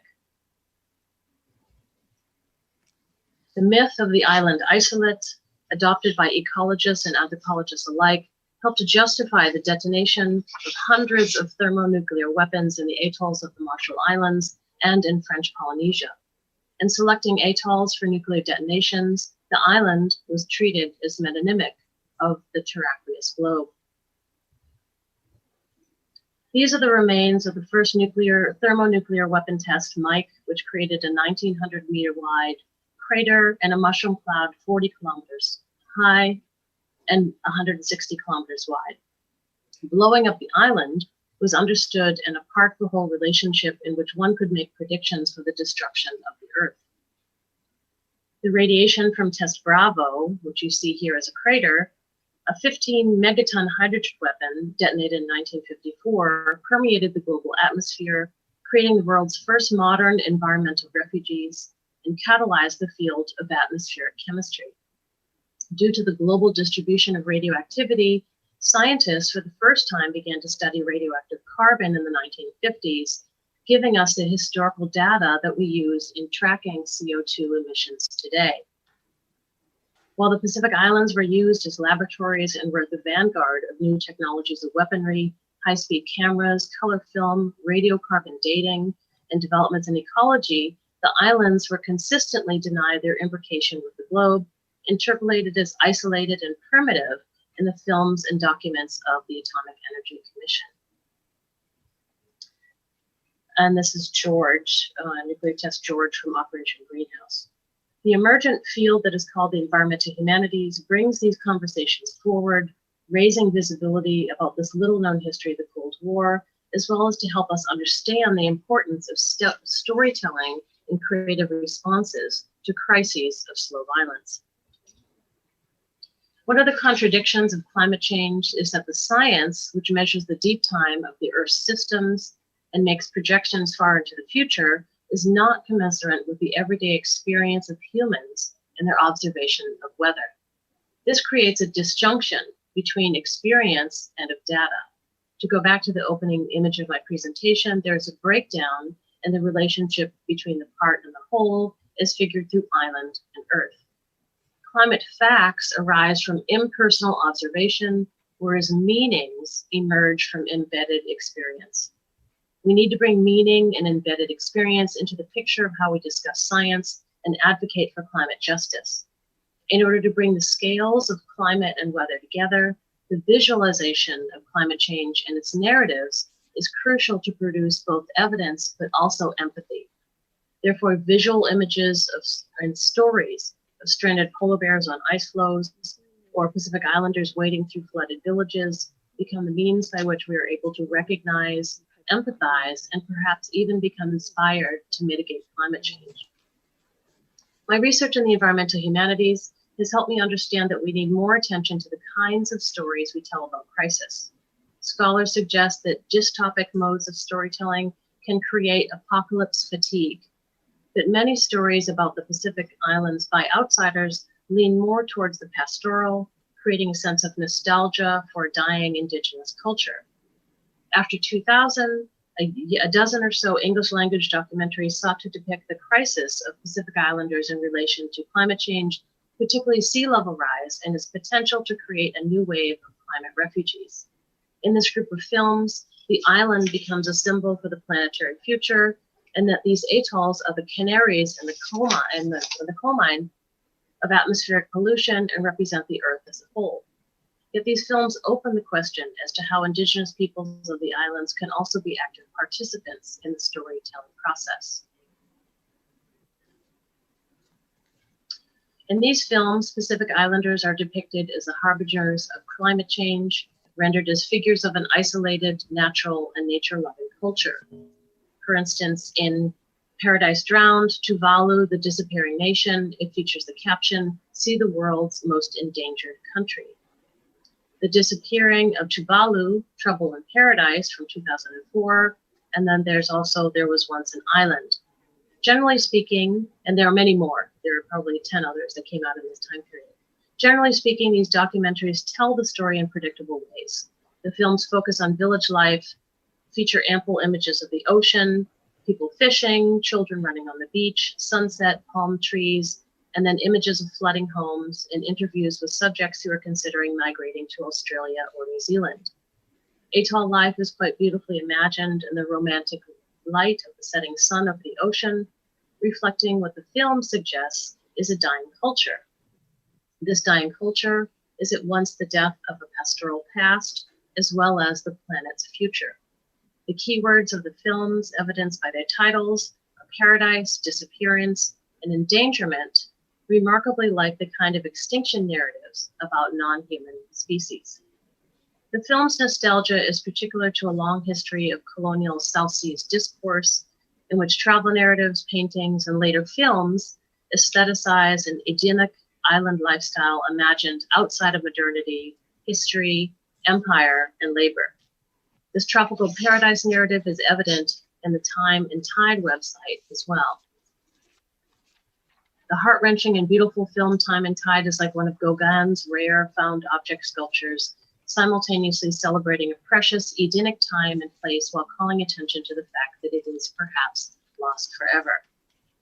So the salvage narrative that once helped authorize funding for a generation of anthropologists in the Pacific is now catalyzing a new generation of journalists, filmmakers, and scholars who fly across the world to descend on Kiribati, Tuvalu, and Tokelau to interrogate the residents about nothing but climate change.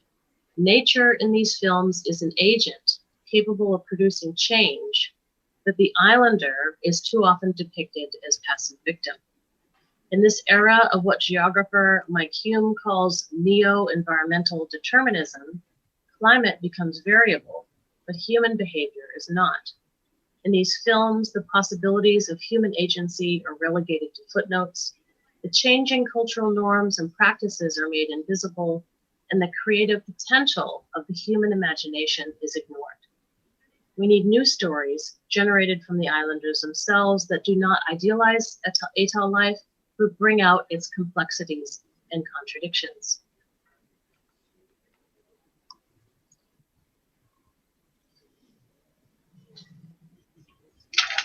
In turning to the arts and humanities, we find a diversity of human narratives that challenge notions of climate determinism. I conclude with the performance poem because it offers a far more complex narrative form that does not idealize a South Seas pastoral and suggest the webs of obligation that connect us across the sea. The root of obligation is ligar, which is to bond or to tie or to weave. The Marshallese poet Kathy Jetnell-Kishner is now well known for her poetic address to the United Nations, but I want to go back to this performance recorded at the 2012 Olympics Poetry Parnassus, which does not employ an aerial god's eye view of the tropical atoll, but actually places the poet high above the audience with the cold, stormy skies of London swirling behind her. Her poem invokes some of the same imagery that are in the documentaries.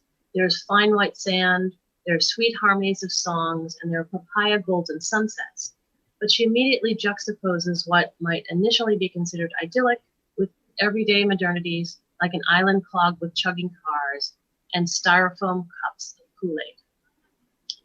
Her poem here foregrounds a story about a gifted basket, and it is about weaving together connections and obligations across the Pacific and well beyond.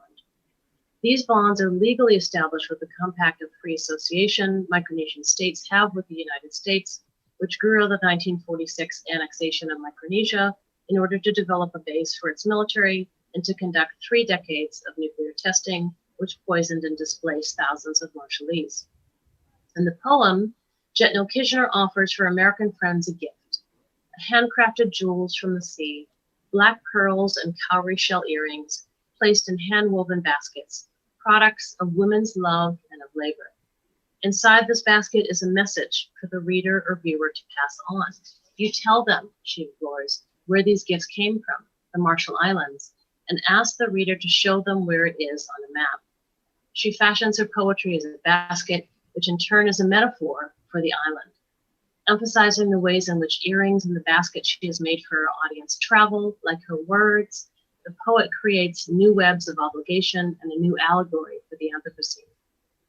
Ending the poem with the defiant, we don't, we've never, and we are nothing without our islands, Jetno Kishno refuses to accede to discourses of extinction and migration, and in that refusal, places the obligation on the reader to determine an alternative plot. In these webs of obligation, we are held accountable for our worldwide crisis of climate change. I will leave the poet to conclude, and here we will play the video.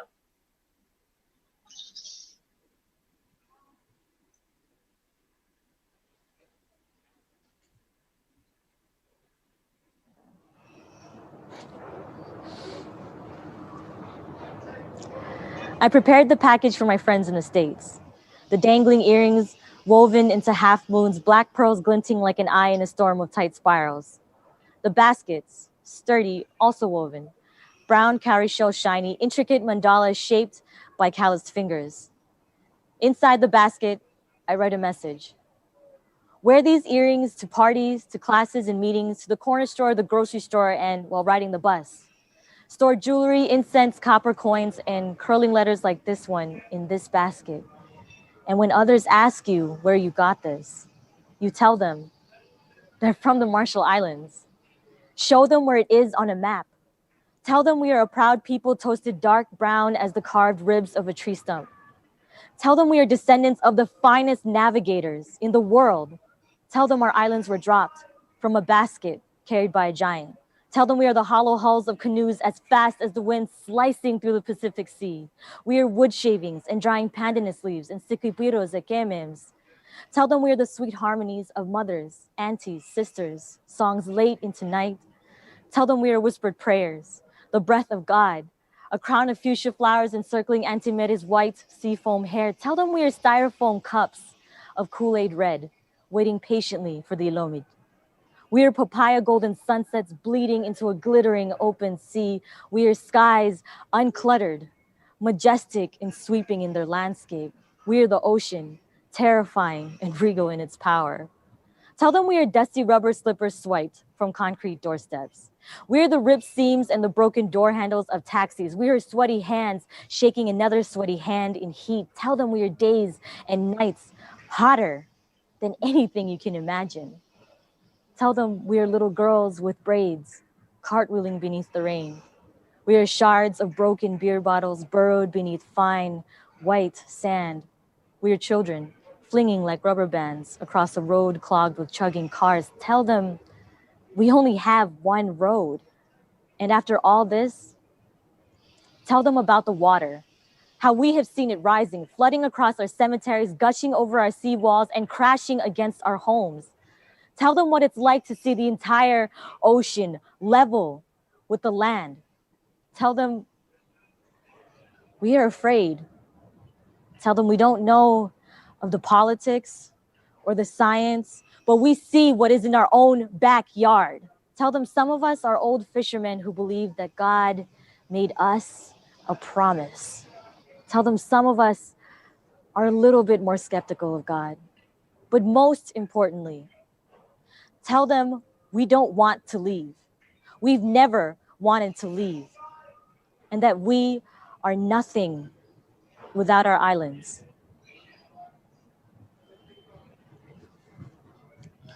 네, 아주 새롭고 슬픈 발표인 것 같습니다. 마지막 시를 통해서요. 몇 년 전에 제가 근무했던 한국의 국립민속박물관에서 쓰레기 특별전을 통해서 환경과 미래에 대해서 이야기한 적이 있습니다. About the environment and the future of humanities. We've just heard from the four presenters today to talk about the human nature and intangible cultural heritage. And the human challenges and its interactions with nature and the solutions to resolving this issue can be found in intangible cultural heritage, I believe.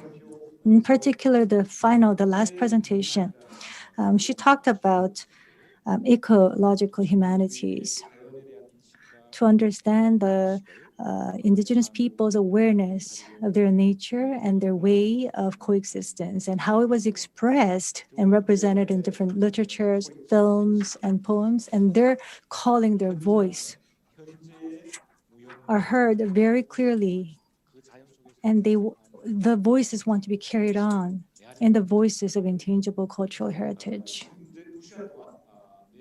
So for the last 2 hours, we've just heard from our 4 presenters. And for the next 30 minutes, we're going to have a panel discussion with our speakers.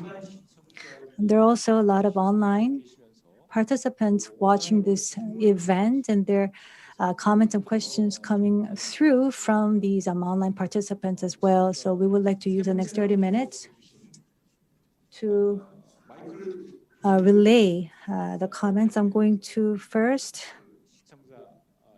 talk about Michael Brundle's presentation. So there are many of these different efforts made to manage snowslides. And you said that one of them includes afforestation, where you plant new trees. So what are these species of trees that you typically plant for afforestation? And when you are maintaining these forests, is there a particular local culture that is respected, maybe in planting the trees and maybe later using the trees? Are there any different kinds of local cultural elements that are included in that? Can Dr. Michael Brundle respond to this question? Yeah, thank you for this question. What we use here are the typical plants or the typical trees which grow here. Which are Pizia aves, so spruce, spruce and pine trees are planted. They are the most common trees. So these, type of trees. The local culture regarding these trees, of course, trees are also used for different kinds of things. So the old tradition was actually by the person coming from other parts of Switzerland here in this area, the so-called Walser, that they use the trees for building everything. And that means that they decrease the amount of forest drastically, which increased the avalanche danger in the past or over the centuries. And it was actually, as I've shown, Johan Kohatz, who also detected that there's a problem if people use too much trees or too much forest for construction. And there at the end of the 19th century, there came up a law that only a considerable or specific amount of forest can be used for construction in order to protect against natural hazards. So this aspect of sustainability comes also from this area where you use only that amount of trees which can grow within a specific amount of time. Does this answer your question?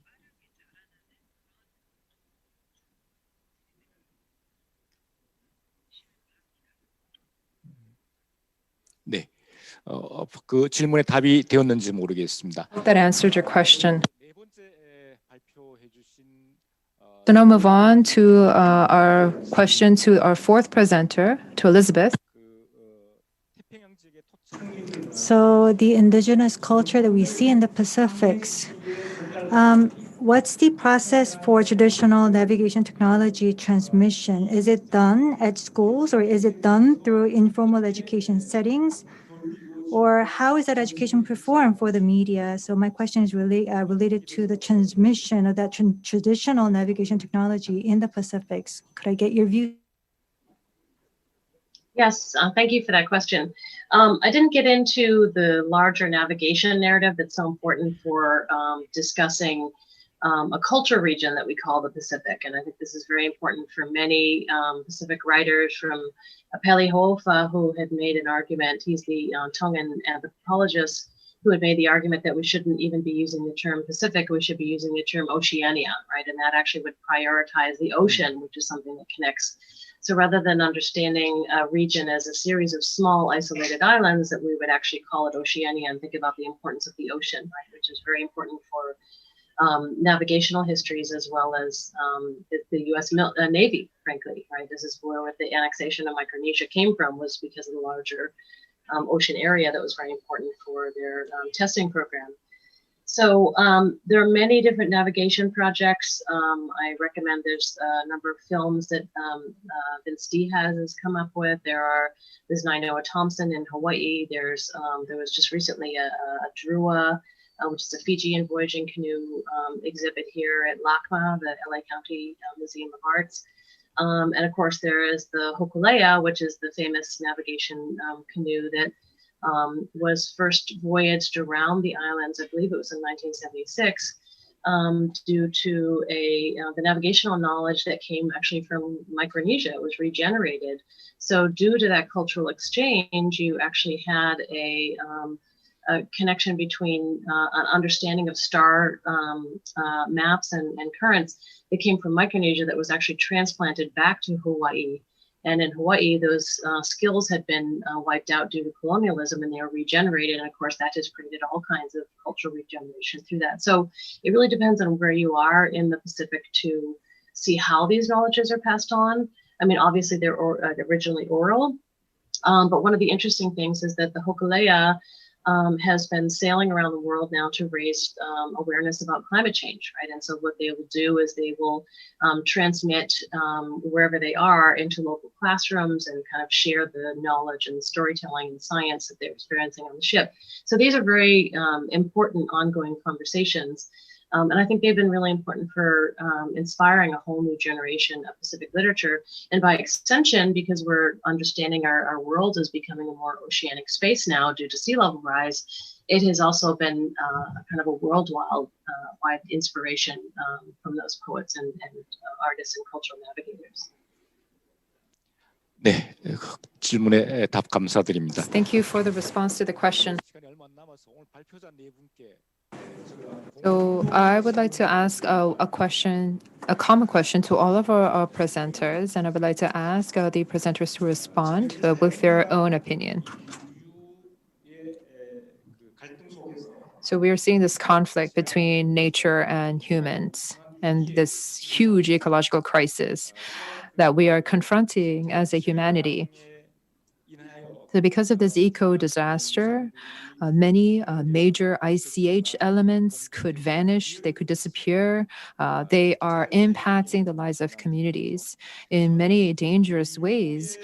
These natural disasters, for example, are impacting certain communities. So we're seeing an ICH crisis as well. So how can we make use of ICH in confronting this ecological crisis? I know this is sort of a vague question, but what can we do to use and leverage ICH to try to overcome the current crisis that we are living in today, specifically talking about ecological crises? I would like to begin by asking Dr. Park. He gave us the first presentation. He must have waited a long time. I'd like to ask you to respond.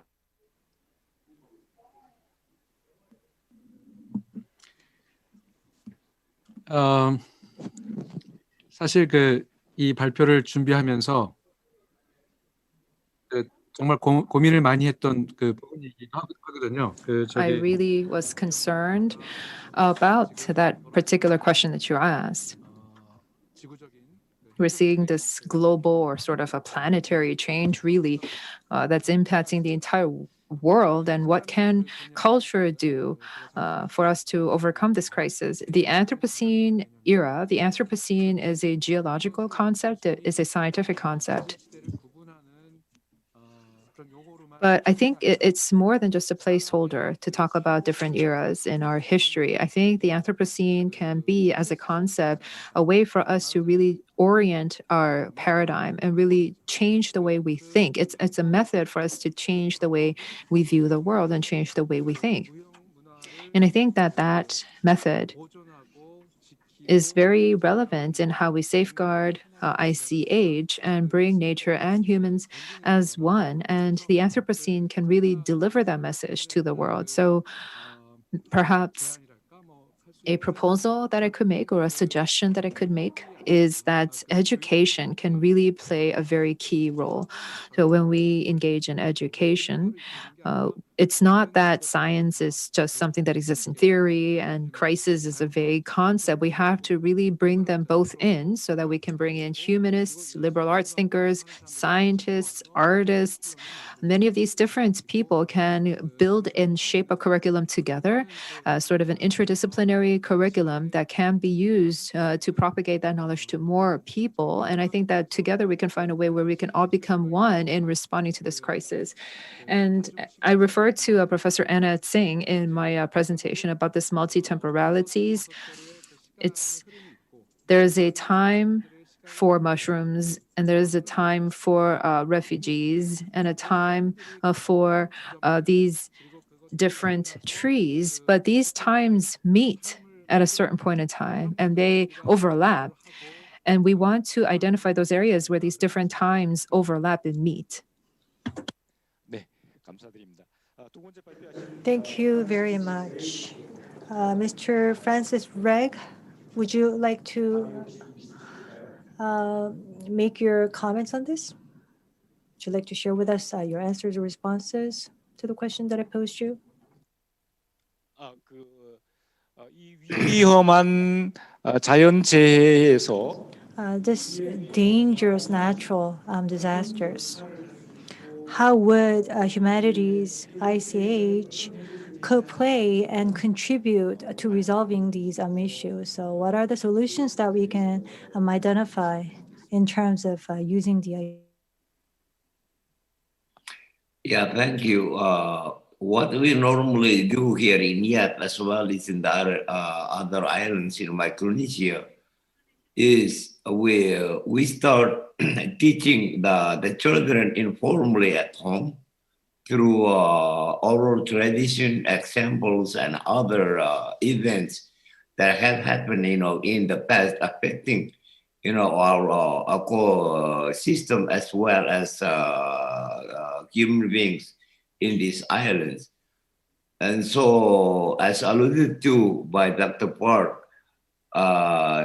teaching these concepts and practices, I believe it should be a way to preserve these knowledges and practices. So both a technique of learning should be emphasized more, knowing that human beings are impacting, the natural world. I hope I contributed a little bit.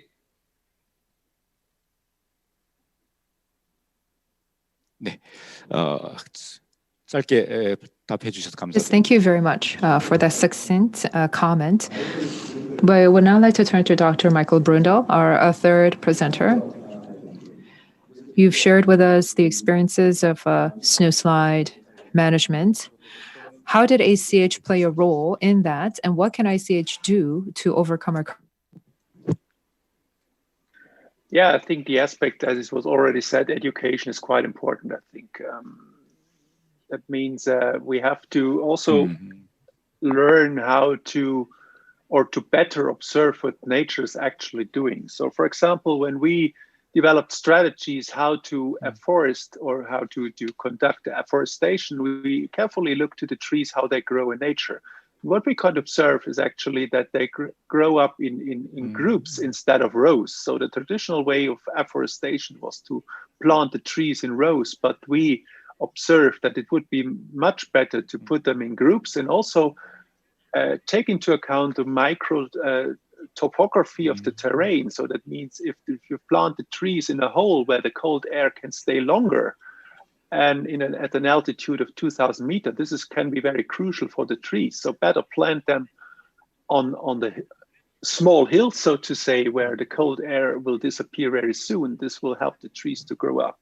So what I want to say is to observe the nature is the one thing, and also to accept the boundaries which the nature shows to us. We can see, or we can observe the avalanches as an example, where they come down every year or every 2 years or every 10 years or whatsoever. And we have to respect the boundaries. What we try to do with land use planning. It makes no sense to construct the houses in areas where they will be destroyed every, I don't know, 10, 20, 30 years. Better accept the boundaries which nature shows to us. And this is also, I think, a matter of education. And what we can learn from the COVID-19 crisis, also use the new technologies. For example, in science, I have seen and I've attended several conferences like this format in Zoom, and I can think for communication, scientific results, that could be a good solution in combination with personal contacts in order to prevent these large emissions of CO2, for example, in regards of traveling. Thank you. 네, 감사합니다. 마지막 Thank 발표. you for that. So we're going to turn over to our last speaker, Dr. Elizabeth Delergley. Could I get your response to the question, please? Thank you. I had the advantage of listening to other responses, so I would like to summarize and reiterate what has already been said. One is that I would like to complicate this idea of the human versus nature, because this is a very new concept. This is a concept that comes out of the history of capitalism. So this is very important for us to think that this division actually is a very modern division. It's not something that our great-grandparents or maybe had experienced. And it's not necessarily experienced evenly across the world, right? If you grow your own food, you don't necessarily see this human versus nature kind of relationship. And I wanted to go back to Professor Park's emphasis on the term that he had used called nature cultures, that we kind of bring that together and try not to have a binary. And that comes from a lot of the work of Donna Haraway and other thinkers who have pointed out that we are created by multiple bacteria, and we are biomes themselves. We're not even human, right? We are actually multi-species beings to begin with. So to first of all, to kind of start with deconstructing those binaries, because they're very simple and they're not historical. And then also to highlight the importance of resilience. So I had mentioned that, some people have experienced apocalypse, many times through histories of empire or war or any of this. And some of those stories are really important to bring forward because people have experienced the apocalypse before and they can share stories about how they survived through it, right? So I think part of it too is to emphasize the agency both of non-human, but also of people who have experienced these histories of crisis. And then finally, to bring it back to the question about education, I think is so important. And it's not just emphasizing different pedagogies, but also really thinking about making the institutions accessible, right? Accessible to the people who are not getting access to, either because of finances or because their communities are not being welcomed into these spaces of higher learning. And what we're working on at UCLA is a project to bring in a lot of non-traditional students to talk about other kinds of storytelling, right? Oral storytelling in the home, as Mr. Reg has pointed out, or other modes of transmitting knowledge from generation to generation that actually becomes part of the institution and reshapes the institution and the way the institution understands what constitutes its knowledge.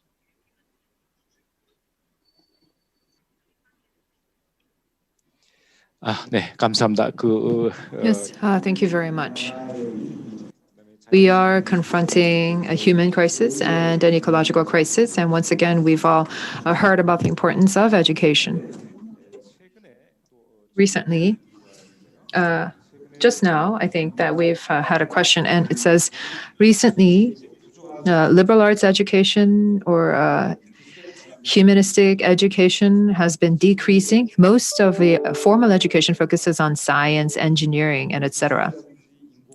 So everybody wants to learn about science, engineering, AI, and IT, and there's a lack of interest in culture education or liberal arts education.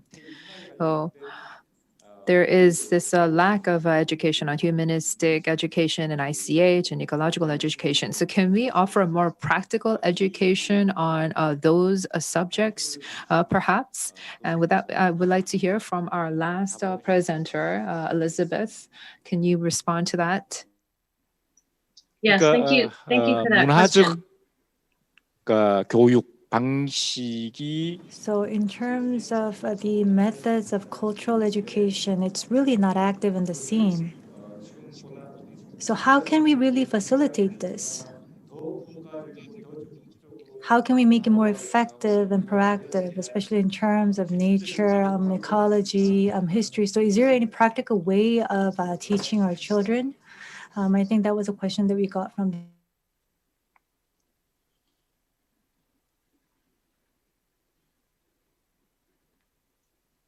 Yes, thank you. These are really important questions and ones that I struggle with as a teacher. I think one of the things that I've been working on in my teaching at UCLA is trying to have a conversation across the disciplines. And so I get a lot of students who come to my literature classes, which are on the Anthropocene and climate change and crisis, and they haven't, in their science training, haven't had an opportunity to understand how the arts and media and film and poets can actually make that kind of crisis or that knowledge more visible and translatable to a broader public, especially through the video that you saw with Kathy Jetno-Kishner. So I think it's really critical to be training our students from the very beginning to think in these very interdisciplinary ways, to not segregate out. We can't have an understanding of science without thinking about ethics, without thinking about histories, without thinking about culture, and to really try to suture those things together from an early age so that students are not segregating out their different knowledge shapes, so that they can come to more meaningful understandings of what they're doing. Even if they continue to pursue a science degree, they're finding a lot of meaning in the literary and the humanities and the other kinds of arts in order to kind of understand what their contributions are to the world.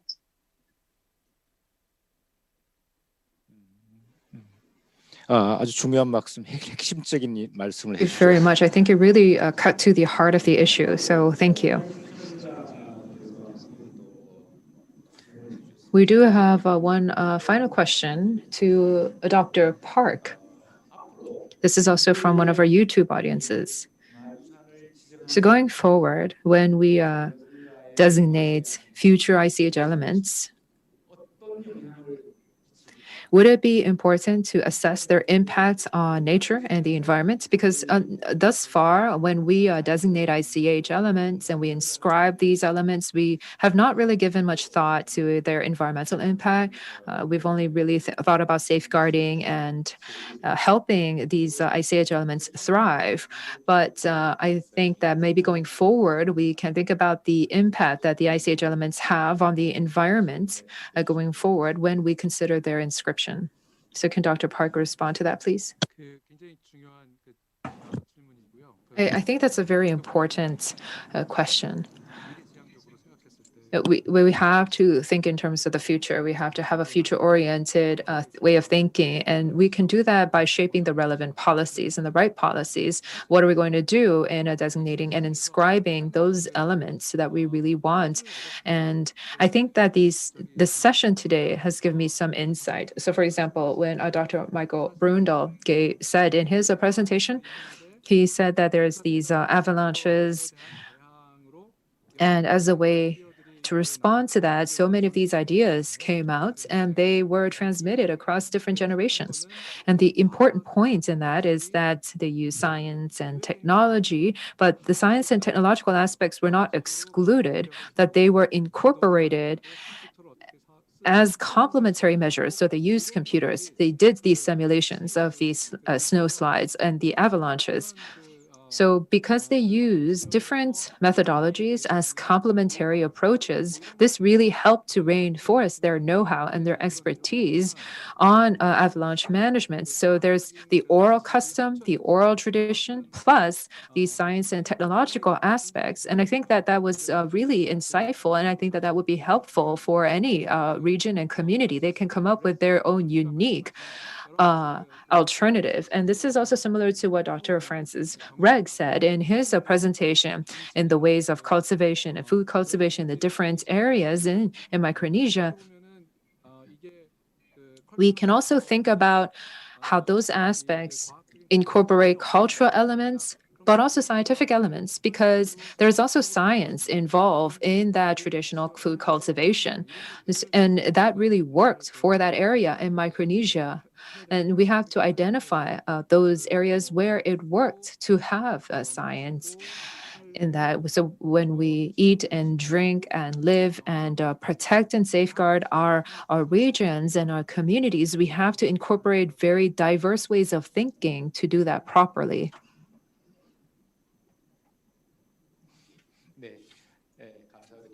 Yes, thank you very much.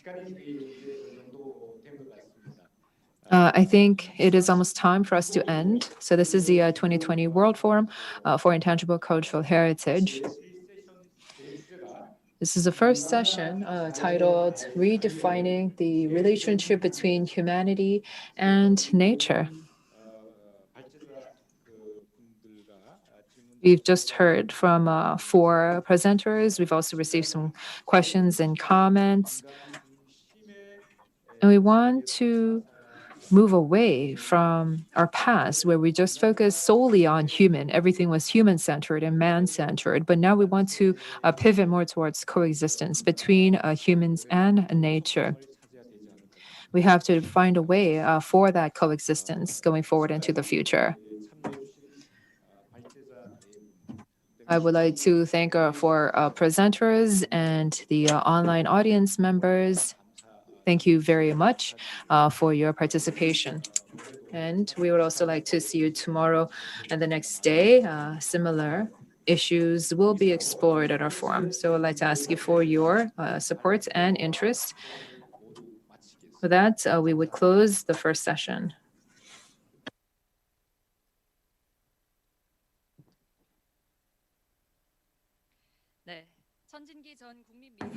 Thank you very much to Chung Jin-gi, the former director of the National Folk Museum of Korea, and all of our presenters. With that, we would like to close the first day of the 2020 World Forum for Intangible Cultural Heritage. Tomorrow, September 24th, also beginning at 2 p.m. Korea time, we will begin the second session. The second session will be titled Humanity's Response to the Crisis and Intangible Cultural Heritage. I'd like to ask our audience members to tune in tomorrow as well. I'd like to thank once again the participants. We'll see you again tomorrow.